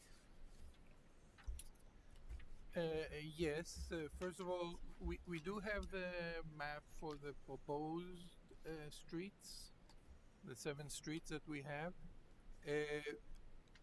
We have a separate map that shows where we propose to do the sanitary sewer improvement for the plan for the phase one. I can tell you that I don't see any overlapping immediately, but we can easily produce a map that will show both of them one on top of the other to indicate for the town, maybe bring it to the next council meeting. No, I'm saying for the 22 miles of streets, not just for the 7 or 8 She's talking about like the total summary. So, for instance, Arslan, do you want to talk about it? Because I know you did We circulate have a something once. summary of everything that was paved in the last 5 years. Color coded every single Can Yes, for Intishan. We just did it. That's but what I'm saying is, Okay. I'm sorry to interrupt. No. Thank you, but I'm sorry. What would be helpful, I would assume, to members of the council, and certainly would be helpful to residents, would be to take the sewer studies that were done and impose on the streets that you have, not just the ones that were recently paved, but on all of them, where are the streets that are problematic? So that when you look at a map, you could say, okay, I'm doing Alfred Street, and when I do it, I may have a real problem underneath, because when Boswell did the study, they found X, Y, and Z. Beware. I'm doing Marjorie Terrace, and look at Marjorie Terrace, nothing's there underneath. We're okay here. I mean, to me, that would be a very helpful thing for the town. So there's an engineering determination. If you want you or somebody else to make the determination, you can create maps, but that's to the point. No, so I think what Mrs. Geiger is also talking about, if you recall that MS4 stormwater mapping that was done that has all the inflow outflow, that Neglia said that you can also use it to basically, did the TV just shut off? Oh, that's odd. Okay, it's back.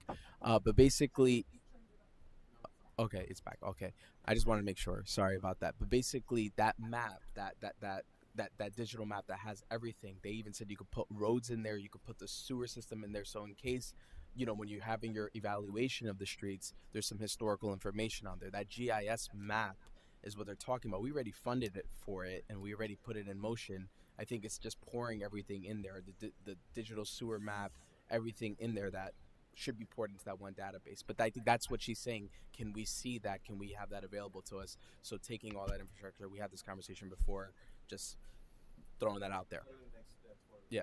taking that map and including everything in it, which is going to take some time, not an awful lot of time, but some time and some effort, and then make it publicly available is another issue. We can solve the licensing issues, so there's publicly available.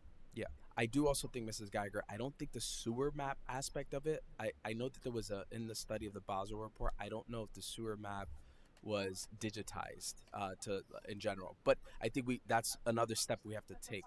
Yep, has a map. Has pages Yep. and pages, street by street. We requested for them to give us the instruments of their studies and the reports, because we needed that to hand over to the engineers, and they haven't turned. Did they? I don't know if they haven't turned over. We've asked them. We said, give us what we can so we could pour it into the Neglia stuff. Sorry. To be clear, that is an 1870 map, which is superimposed on that 1870 map. So it's not digitized or in AutoCAD. So that requires work. Right. But 9W, the TWA, I think that's, if you So, can. to clarify, the report for Boswell is just a general report for the sanitary sewer. Nowhere in the TWA letter says you have to fix the $3 million in order to. No, that's not the issue. Okay. And 9W did not have the minimal sanitary repairs stated in the Boswell report for 9W. None, because they never did it. It, They never did it. the sanitary sewer is actually going, most of it bypassing 9W and going on the next street over.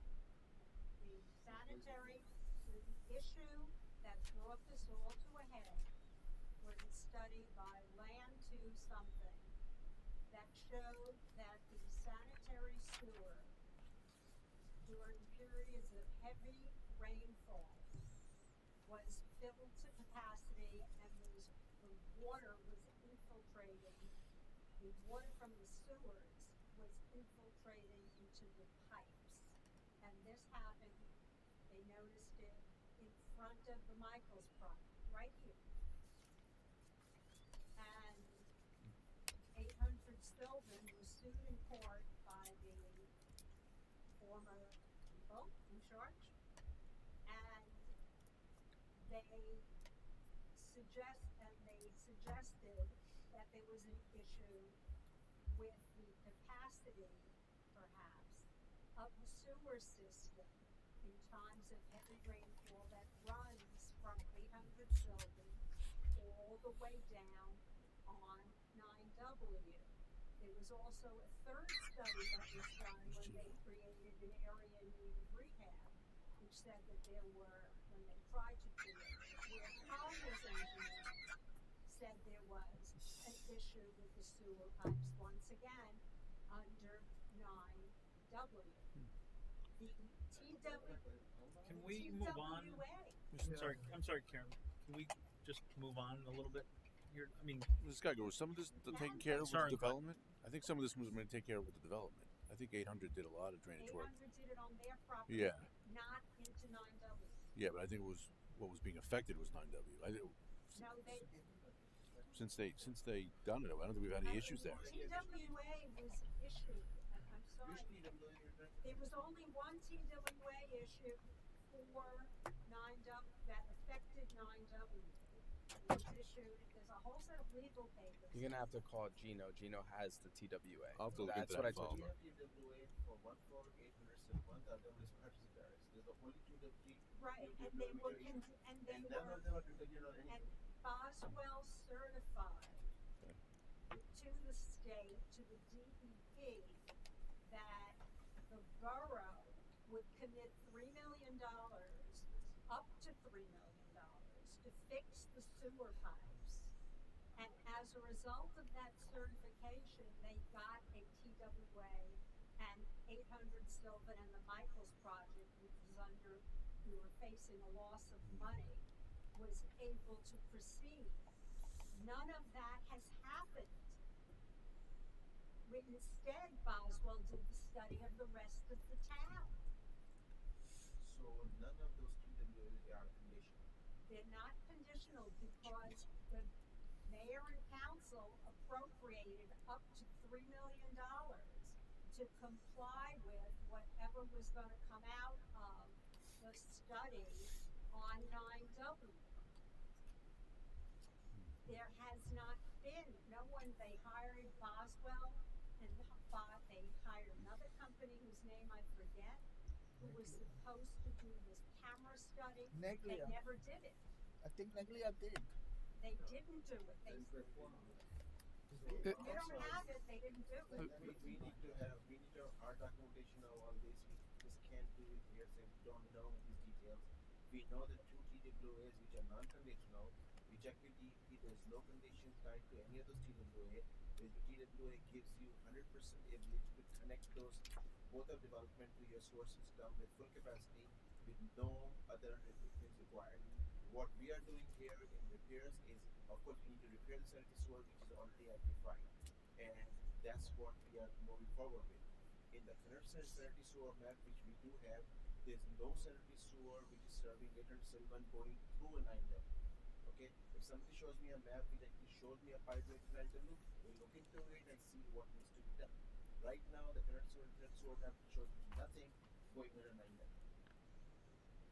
And I have to go with the map. Sorry, I'm an engineer. I go with that. He's not here. Katrubis knows all the history of this, and he actually has the map that you're referring to. He has the map. Yeah. Shows the There line is on that 9W. section here is on 9W between Demarest and. Okay. Okay. Let's move on. Okay. Why don't you thoroughly review about it, and then please report us. Okay. So we cannot spend the whole night here. No, don't worry. And, Mayor, Mrs. Geiger, we'll speak amongst each other about this offline, if that's okay. If I can organize that. Thank you, Mrs. Geiger. Moving on, if there's, I don't see anybody else in person. We do have one person on Zoom, Mayor. Online? Online, yes. Yeah, okay. Miss Carol McMorrow, I'm going to unmute you. Just give me a second. Let me just put the volume up, so just give me a second, okay? Sure. Okay, can you just say hi, just so I can make sure people in the room can hear you? Hello? Okay, perfect. Go ahead. Okay, good evening, Mayor and Council. Carol McMorrow, 1617 Osprey Court, Point Pleasant. I just have a couple of questions based on one thing I heard tonight and based on an Oprah request that I put in. I put an Oprah in on March 5th, and my Oprah request was a request for documents, but most importantly, a request under the common law right to access. And those that put a lot of Oprahs in understand the difference between the two. I spent a lot of substantial amount of time in the building located at 10 Con Terrace with almost 8 years as a council person and a planning board member. Also, my husband was a police officer for at least 42 years working at 10 Con Terrace. I had requested copies of all reports on the building conditions in the building located at 10 Con Terrace, including the gun range, received by the borough from 9/1/21 to the present, including but not limited to environmental conditions, including asbestos, lead, heavy metals, and air quality within the building. I also put the Oprah in for a copy of all testing that was done for that building from 9/1/21 for the same subject matter. I put a copy for the RFQs and responses regarding any testing for that building, and also a copy of all invoices for the purchase of new police lockers there. So I just let's just start with, I got several responses, thank you. I wanted to start with one of the reports, one that had been ordered while I was the administrator there, and unfortunately it came in coincidentally 2 days after I got illegally fired. It was the Collier's report, and it part 2, so that anyone who wants to look it up after the fact, they can go directly. Most troubling I found on the bottom of page 4, where it says, quoting, "Pipe insulation observed in plenum. Representatives said not to sample." Well, that raises a lot of red flags for me, and what I don't understand is how, if you had this in your position, and by the way, it's dated September 15th, 2021. Who was the representative that said not to sample that? And by the way, just for reference purposes, we're talking about the police station locker room, because the police had ordered new lockers, and we were ordering them.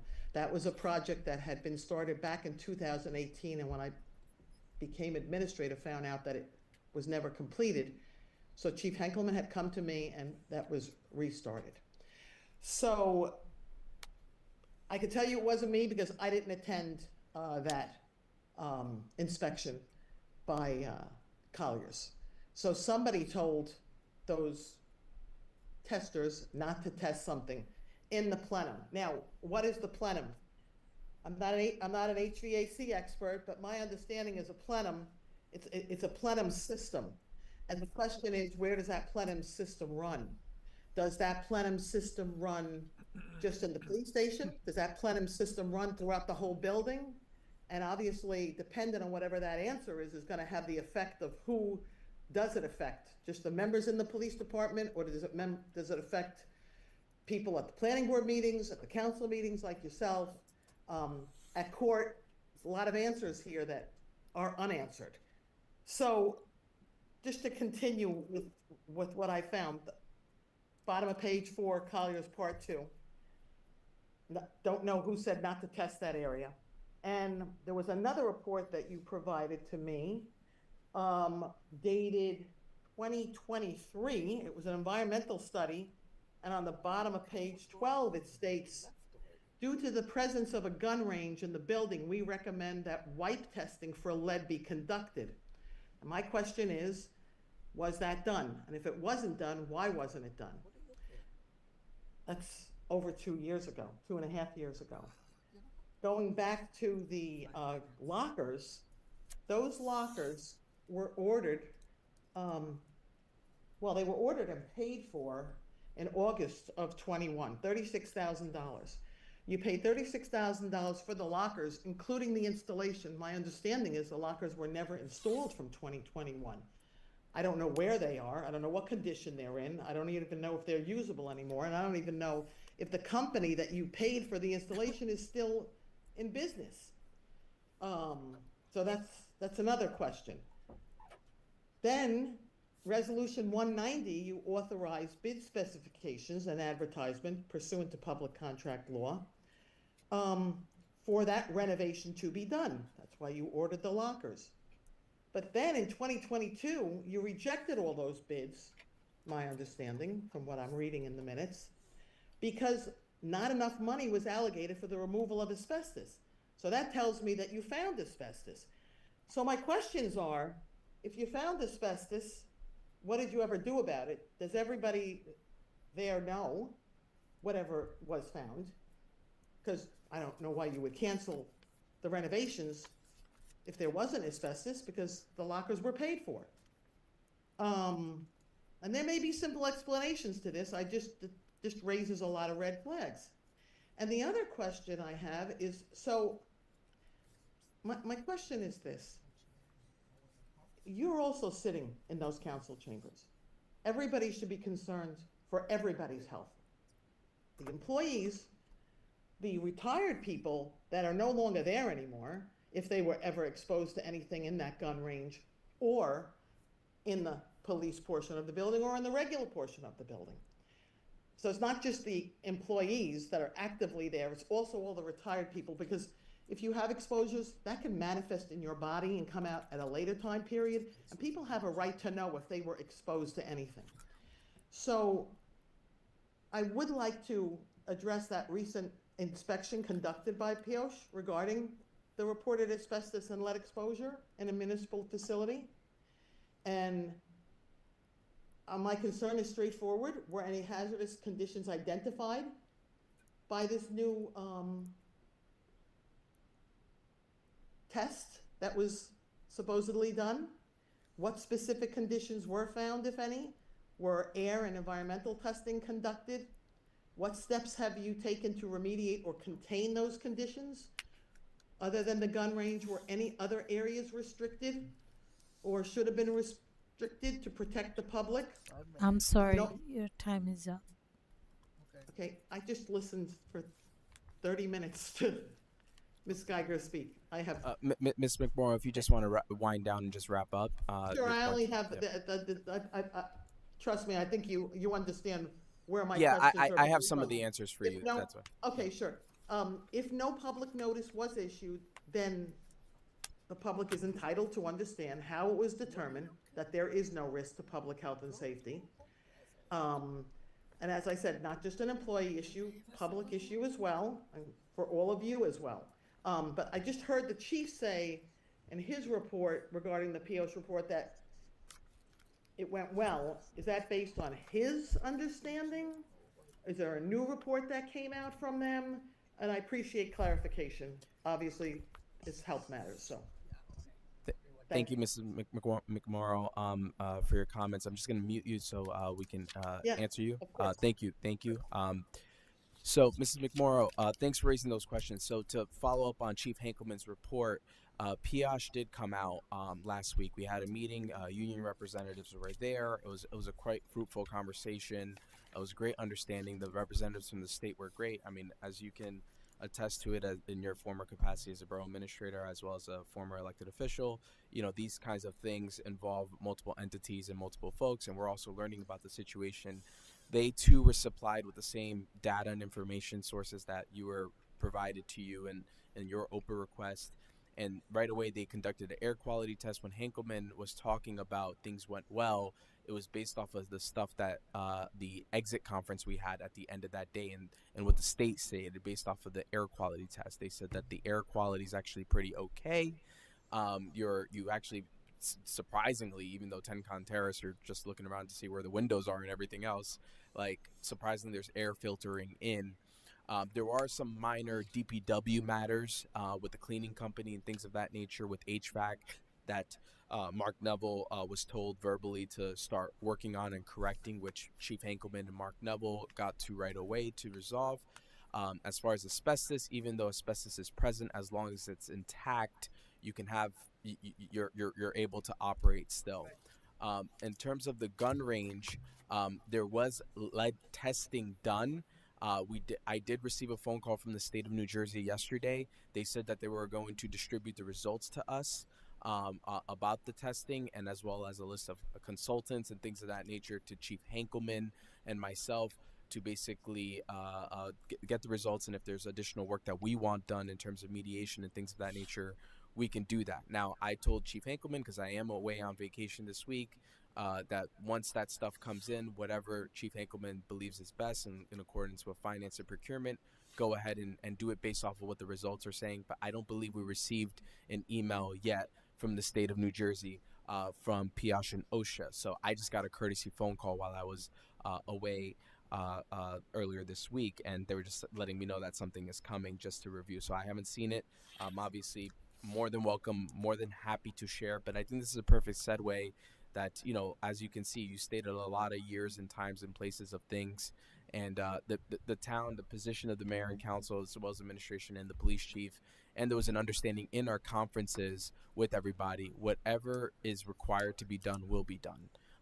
And whatever resources and appropriation to get things fixed and addressed will be done. Chief Hankelman already shut down the range while all of this is being taken care of, and these improvements are being looked at and arranged for alternatives to take place. And on top of the other stuff that he's doing with his men over at the police department, but the borough remains willing to be great partners in that front. As far as some of the other information, you hit the nail on the head. I think the reason why it was rejected was because the bids were rejected because nobody accounted for the asbestos. And in order to remove the asbestos, you need more money, and that's why that was done. And I believe the locker rooms were procured, and there was some issues with the room as well, from what I understand from the previous administrator, Jerry Barbario, from what I understood. But however, the asbestos was a big factor in terms of why the bids were rejected and no longer and they no longer floated it. Again, the administration is not opposed to addressing this issue. We do have, I believe the locker rooms are still in our possession, but whatever is required to do, we have put money aside in our various capital bond ordinance. We do intend to pour every year a little bit more in terms of various improvements for municipal facilities to address this if there's any additional things that are required to be done. But that's as far as what I am aware of in terms of what's going on. But we are waiting on some additional information. But Chief Hankelman was talking about the exit conference. The beginning of the conference, they were talking about what they were going to do. All parties will be informed, and then the exit conference, they just said everything seems fine. You're great, which is great news, right? No news is good news, as Chief Hankelman said. But however, we were told that something was going to come on for lead. They were going to submit the results to us to better digest and understand it. But Chief Hankelman will coordinate with finance and procure what is ever required to be done in that respect. As far as the timetable, we supplied whatever data and information that is that we had and what we had on file. Ms. McMorrow, I know you probably saw some back and forth, but I do want to just get to everybody else. I don't know if the mayor and council want me to allow a response, but she does have her hand raised. But Mrs. McMorrow, so we gotta move forward. yeah, I know. Yeah. Give her the report and then she can read it. That's all. Yeah, Mrs. McMorrow, I'd be more than happy to speak with you and Chief Hankelman as well. We can hop on a conversation. We can clarify anything else. You can also send me an email available. But I do want to just see if there's anyone also that wishes to be heard on Zoom before we move forward. So if anybody else wishes to be heard on Zoom, please raise your hand.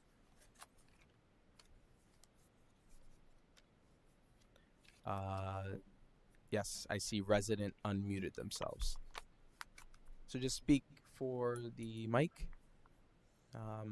Just speak up. I'm just putting you up. Oh no, they just muted themselves. Okay. Mayor, doesn't seem like we have anybody else. Nobody? No Mm. one see? Mm-mm. Okay. I need a motion and a second to close public portion. Motion. Anybody second? Second. Okay, all in favor? Yes. Okay, let's move on next agenda.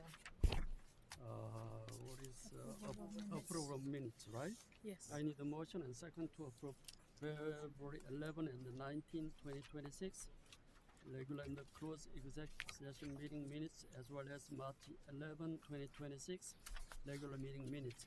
Yes. Roll call, please. Motion. Second.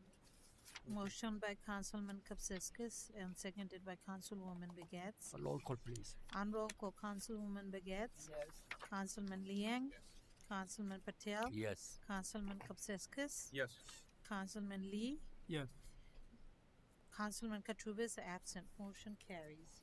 Okay, thank you. And next item is payment of voucher. I need a motion and second to approve resolution 2026-122. Second. Motion by Councilman Liang, second by Councilman Kapsaskis. Okay, I have a question. Any discussion? Yeah, I have a question for Sued. It's a general question. Sure. When I looked at the bill list, I saw 4 payments of $231,000 to the county for sewer system. Right. And then after that, I saw 1, 2, 3, 4 buildings on Sylvan Avenue, and I don't know, they charge separately, 30,000 each, 31,000 each. My real question is, how the commercial building are dealing with the sewer finance, the debit from the county. So let me answer the first one. The first one is the sewer bill that you get from the BCUA. Yes. It's a quarterly bill. It's Correct. about $230,000. Yes. The second one, do you recall who the vendor was on that $30,000 bill?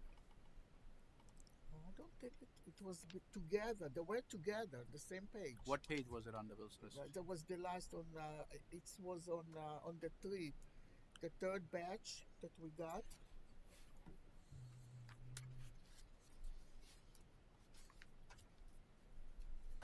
But just in general, how they're paying the sewer bills, the water, the sewer. The sewer bill is part of your budget, the BCUA bill. It's included in your budget. How do they pay the building, the commercial buildings? Right. How- We build them for the sewer. You Through build the them tax separately. office. Through the tax office. Ah, Yes. okay. Oh, that's one Yes, question. correct. Yes. Okay, that's what I wanted to know. Okay. Okay, anyone, any further question regarding pending bill? Okay, no one, no more question. Okay, roll call, please. On roll call, Councilwoman Begets. Yes. Councilman Liang. Yes. Councilman Patel. Yes. Councilman Kapsiskis. Yes. Councilman Lee. Yes. Councilman Katrubis absent. Motion carries. Okay, next items, Bob gonna take care of adoption of Okay, ordinance. thank you, Mayor. The next item is the adoption of ordinances. We have ordinance number 2026-07. We need a motion for the clerk to read the ordinance by title only. Motion. Second. On roll call, Councilwoman Begets. Yes. Councilman Liang. Yes. Councilman Patel. Yes. Councilman Kapsiskis. Yes. Councilman Lee. Yes. Councilman Katrubis absent. Motion carries. The clerk will now read the bond ordinance number 2026-07 by title only.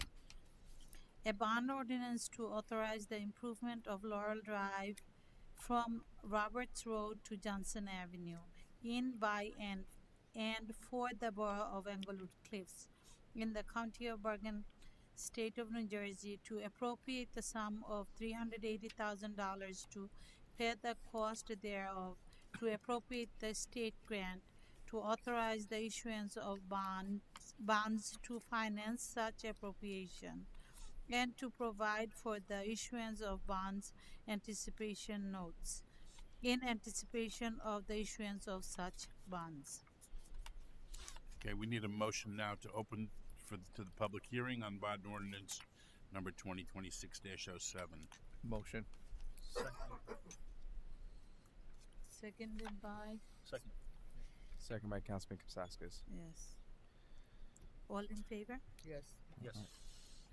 Okay. If any member wishes to be heard on bond ordinance number 2026-07, we'll start with the folks in the audience, and then we can move on to the folks in the Zoom. This is only on the bond ordinance 2026-07. Lowly Drive. Famous Lowly Drive. Seeing none, we need a motion and second to close the public portion for bond ordinance number 2026-07. Motion. Second. Motion by Councilman Liang, second, and Councilman Kapsaskis, second by Councilwoman Begats. All in favor? Yes. All right. Now we need a motion and second to adopt and advertise ordinance number 2026-07. Motion. Second. Motion by Councilman Kapsaskis, seconded by Councilman Liang and Councilwoman Begats. On roll call. On roll call, Councilwoman Begats? Yes. Councilman Liang? Yes. Councilman Patel? Yes. Councilman Kapsiskis? Yes. Councilman Lee? Yes. Councilman Katrubis absent. Motion carries. Next up is bond ordinance number 2026-08. We need a motion and second reading of bond ordinance 2026-08. This is the 2026 road resurfacing and drainage improvement program, which it will be procured through the Riverside Co-op once we appropriate the funds for it. Motion. Second. Motion by Councilman Kapsaskis, seconded by Councilwoman Lee, Begats. On roll call. On roll call, Councilwoman Begats? Yes. Councilman Liang? Yes. Councilman Patel? Yes. Councilman Kapsiskis? Yes. Councilman Lee? Yes. Councilman Katrubis absent. Motion carries. The clerk will now read ordinance number 2026-08 by title only. A bond ordinance to authorize the 2026 road resurfacing and drainage improvement program in, by, and for the borough of Englewood Cliffs in the county of Bergen, state of New Jersey, to appropriate the sum of $750,000 to pay the cost thereof, to make a down payment, to authorize the issuance of bonds to finance such appropriation, and to provide for the issuance of bond anticipation notes in anticipation of the issuance of bonds. Thank you, Madam Clerk. Now we will have the public hearing of ordinance number 2026-08. We need a motion second to open the floor. Motion. Second. Motion by Councilwoman Begats, second by Councilman Kapsaskis. All in favor? Yes. Any all opposed? Any abstentions? Okay, the motion carries. We have Chief Nikau.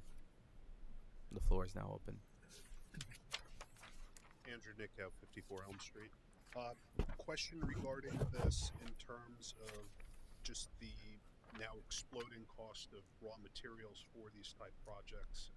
Asphalt type materials has just skyrocketed with the increase in oil prices. Is there any contingency to anticipate cost increases or reduce the cost of the scope of the project based on this? You know, obviously the thing to be concerned with is cost overruns 6 months from now or 8 months from now when this project is actually happening and the contractor comes back and says, yeah, it's going to be another $500,000, you know, to finish the project that you engineered. It's gonna go up. Great question, Chief Nikau. So on Riverside Co-op, as you know, that's handled by Northvale. We submitted our quantities. Mark Neville just already reported on it with the engineers that when they opened everything up, we actually came below. So we're within budget. So it's just a matter of assigning the project now. We just pretty much are just procuring our amount. Our guesstimates were around the same range with the engineers. The engineers created a buffer already with all the global situations that you were talking about. Like same thing with Lori Drive improvements. They created that knowing the economy of scales hasn't been quite favorable, but they did that little buffer and that little contingency that you were talking about. That's why the cost increases were a little bit higher in terms of the expectancy. And the Riverside Co-op was already opened, from what I understand, and we're okay there. The Lori Drive looks like it's 100% grant funded, so we're pretty much okay with those two projects. Perfect. Thank you. No problem. Anyone else wishing to be heard? Anybody else from the public here? Okay. Anybody else on Zoom? If you wish to be heard, just please raise your hand or unmute yourself. Try to get our attention somehow, and we will recognize you on the floor. Seeing none, we need a motion and second to close the public hearing of ordinance number 2026-08. Motion. Second. Motion by Councilwoman Begat, seconded by Councilman Patel. All in favor? Yes. All opposed? Any abstentions? Okay, the motion carries. Now we need a motion and second to adopt and advertise ordinance number 2026-08 in accordance with the law. Motion. Second. Motion by Councilman Kapsakis and Councilwoman Begats and seconded by Councilman Patel. On roll call. On roll call, Councilwoman Begets. Yes. Councilman Liang. Yes. Councilman Patel. Yes. Councilman Kapsakis. Yes. Councilman Lee. Yes. Councilman Katrubis absent. Motion carries. Okay, there are no introduction of ordinances, Mayor. The next agenda topic is resolutions, which is the approval of resolutions on the consent agenda. On the agenda, Mayor, we have resolutions 2026-123 through resolution 135. The titles are all listed there. If we need a motion and second to approve the consent agenda. And then we can have a discussion if anybody has wishes to have a discussion. Motion. What? Second. Motion by Councilman Kapsakis, second by Councilwoman Begats. Any discussion? No. Okay, on roll call. On roll call, Councilwoman Begets. Yes. Councilman Liang. Yes. Councilman Patel. Yes. Councilman Kapsakis. Yes. Councilman Lee. Yes. Councilman Katrubis absent. Motion carries. Okay, thank you everyone. I need a motion and a second to adjourn. the Wait, Mayor, meeting. before you go, any old or new business from any Old members new of? business, you have it? Any old or new business? No? Did No. you? Oh. Do you have anything? No.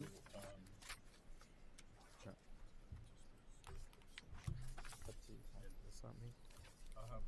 No, there should be one.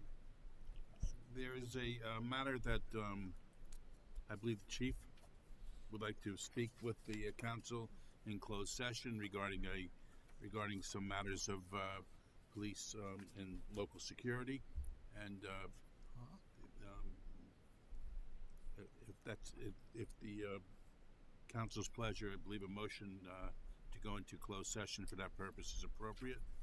Motion. Second. Motion by Okay. Councilman who? So, all in favor? Just for the record, this is going to be resolution 130, which Bob will draft. But for the record, a resolution which is a blanket resolution to go into executive session, resolution 2026-136, for purposes of police and security, as per the request of Chief Hankelman. We need a motion second. Motion. Second. Motion by Councilman Kapsakis, second by Councilwoman Begats. On roll call. On roll call, Councilwoman Begets. Yes. Councilman Liang. Yes. Councilman Patel. Yes. Councilman Kapsakis. Yes. Councilman Lee. Yes. Councilman Katrubis absent. Motion carries. At this time, we will go into executive session. The mayor and council does not anticipate taking formal action. And once we resume, there will be nothing further besides adjourning the meeting. You'll see a screen cover right now to say that we're breaking into executive session. We don't have a timetable. Of course, folks are more than welcome to stay, but we will be going into executive session. And then when we come back, more than likely the only item that we will be taking action on is adjourning the meeting. Thank you.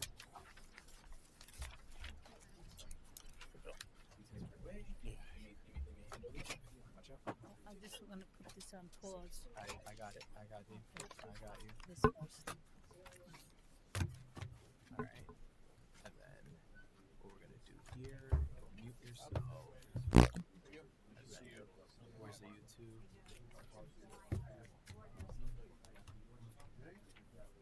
Great. One second.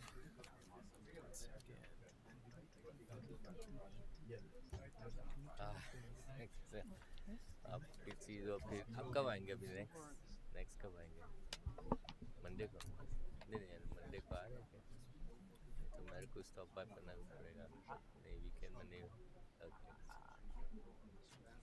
Discussion of what again? Police and security. Thanks, Chief. I was trying to call you, Mark, because the weather was so bad. We were scared. I was like, I gotta call somebody because I had to order a tent. And I was like, down there? Down there. I was like, Mark. But then I swore the weather's quick burst, right? So, right. So I wanted to call you because she wanted to move it to a studio. And I was like, I should have, what do I do? I was like, I'm gonna call one man before I make a decision. I ended up staying, you didn't answer, but I ended up making a decision to keep it outside. How are you? All right, thanks. Thanks. Yes, I did know that. Thank you so much. Keep being your player. You know what is October 7th? 2nd. No. I don't see you. I know. Yeah.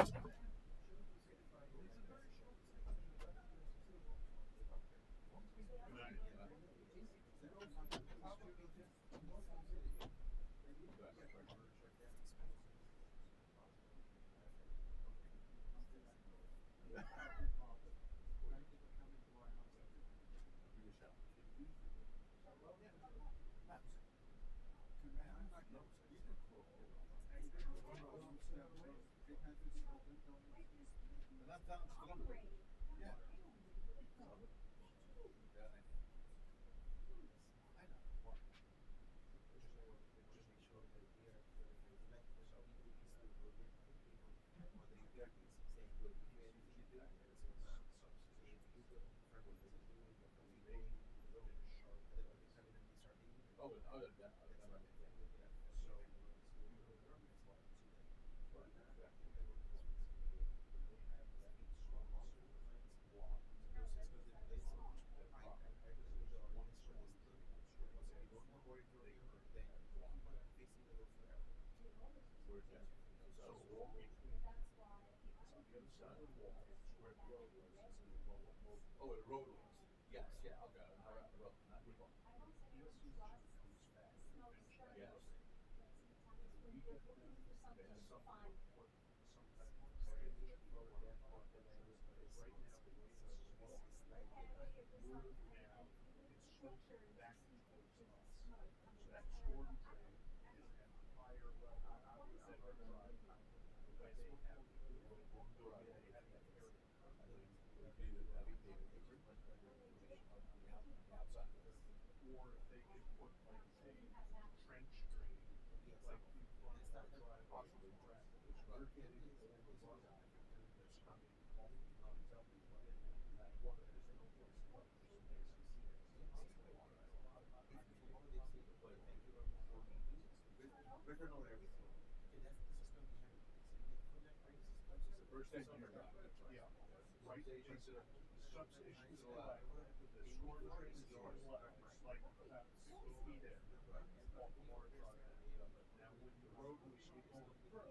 What is Gilmore doing?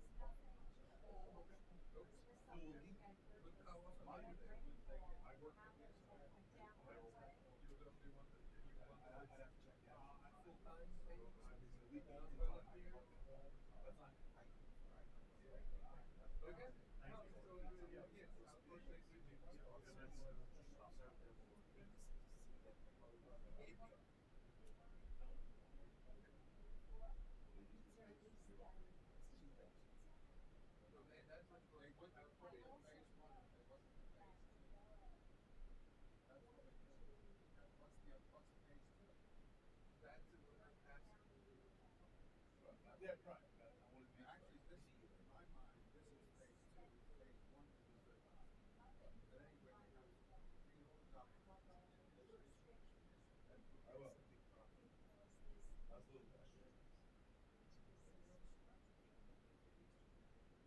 You're not fixing the imperfection of all this on that street.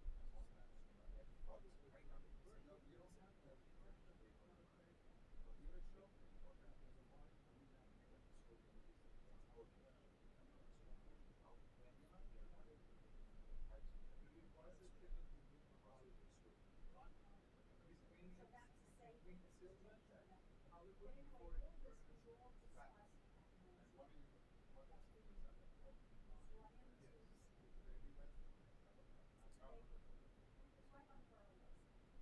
But the thing is, you know, so that the first is gonna fix the lines. Just the line? No, it was just a small, it was $10 million. Like I said, they did line, they did go. There was a camera stuff. And I don't know. That's all they do. Yes. Karen, they Karen's been saying. Because they're, he says there's not even a line on mine though. There's no line on mine. There is that one line by 800 that I think you kind of the headline. I don't think that's the wrong line. They're actually going there about the businesses. It goes up Hollywood halfway to and then turns south and back to the businesses. Back. Yes. Then who's was it camera study? Camera study was done. By National Grid or something? It was done. This section here? This is Silver. This is Sunset. Is Palisade. This is Palisade. That's Everest.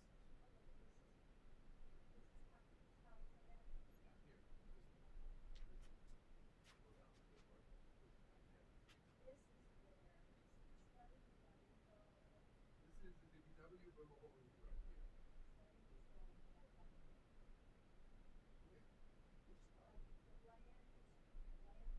What, that from Collier credits, is that from Collier? No, it was special consultants for their buildings. Was the camera study ever done? That's my knowledge. Looks on it, they never got permission to go into the city line. It's this to, if it's not helping. That's not helping. So that's the construction of the. And the line that they studied, this is a whole study. I know where the study is. I know where the study is. He has the Boswell. You're talking about the Boswell study or something else? Are you aware of it? Are you aware of the other study? Or you're talking about just the video that was supplied to the Boswell?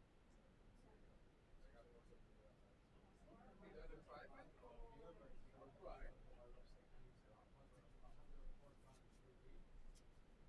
And that was 10 months before they submitted. The Boswell is 25. 25. Boswell is Yes, last year. Oh, yeah, the one fire I have is 25.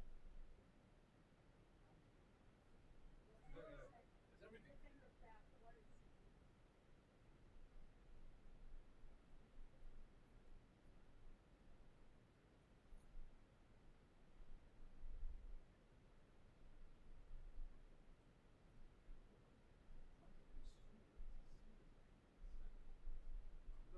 No, the problem we're talking about is stormwater going into the sanitary. That's where we get the problem. Stormwater was going into the sanitary and filling it up. It's called I&I.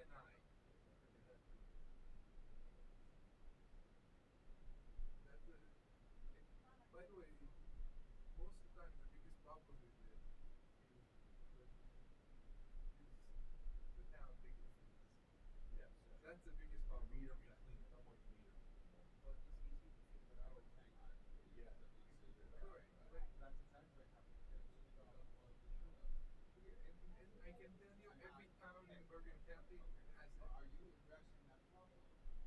part of it, or you phase, you phase it.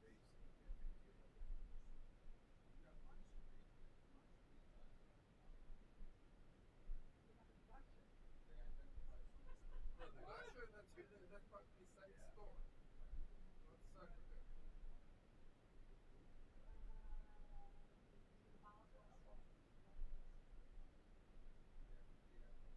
Yeah. Because then they do this whole study of the town, isn't it? Yeah. So once you put the problem, and you know there's a problem, That's the most heavy part of traffic. Probably, which we're gonna do. How the no, I haven't straightened out. You can send it to Mark, the gym, right? Personality, look at personality. Get yourself a sheet. Correct. We're gonna close it for an hour, and we're gonna jump back down the street at 9. So now they close it as soon as you do it. Yeah.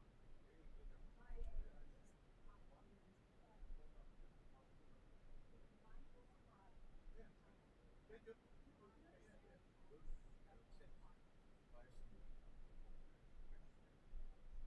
Buy some they're not gonna go back to Nashville. Yeah, I have efficiencies I have. No, you're right, so I'll get through it.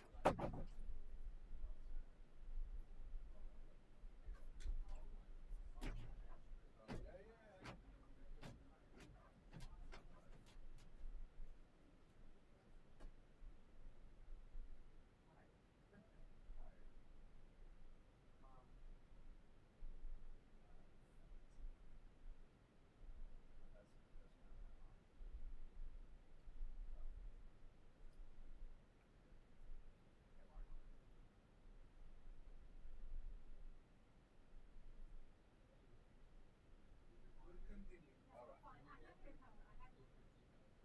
I'll send you all.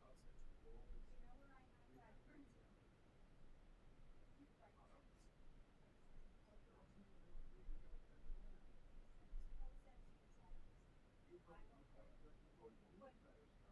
I don't. That's where I have to look it up. And I also submitted it to the board. I also submitted it to the board with, That's great. Get it out. Get it out.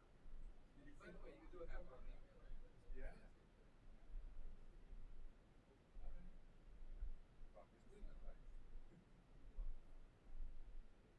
Me too. Something sticks, stuff sticks. I know, you see all my messages? Yes. Okay, we'll talk to you. All right.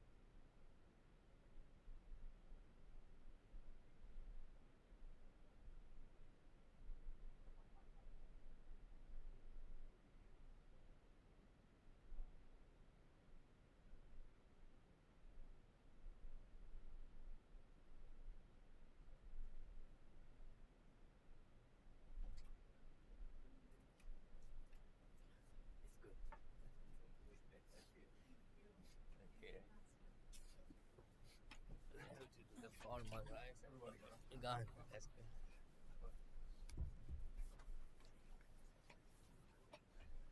Okay, you first. Okay. Thank you. You're welcome. Of course. One second, let me break.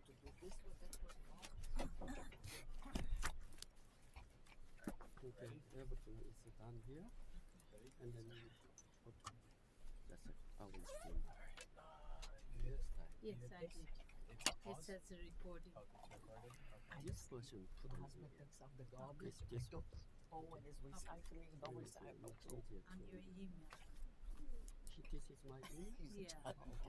Let's send it to me. Then I can revise my but also. Okay. Okay, fine. Close it. All right, there you could resume. Okay, come out closed session. I need a motion. Motion. Second. Okay, all in favor? Yes. Okay. No, no more, right? I need a motion and second to adjourn the meeting. Yes. Motion. Second. All in favor? Yes. Yes. Okay, thank you everyone. Good. During that 9:30 p.m. Okay, long 3 hours. Okay, thank you everyone. Good night.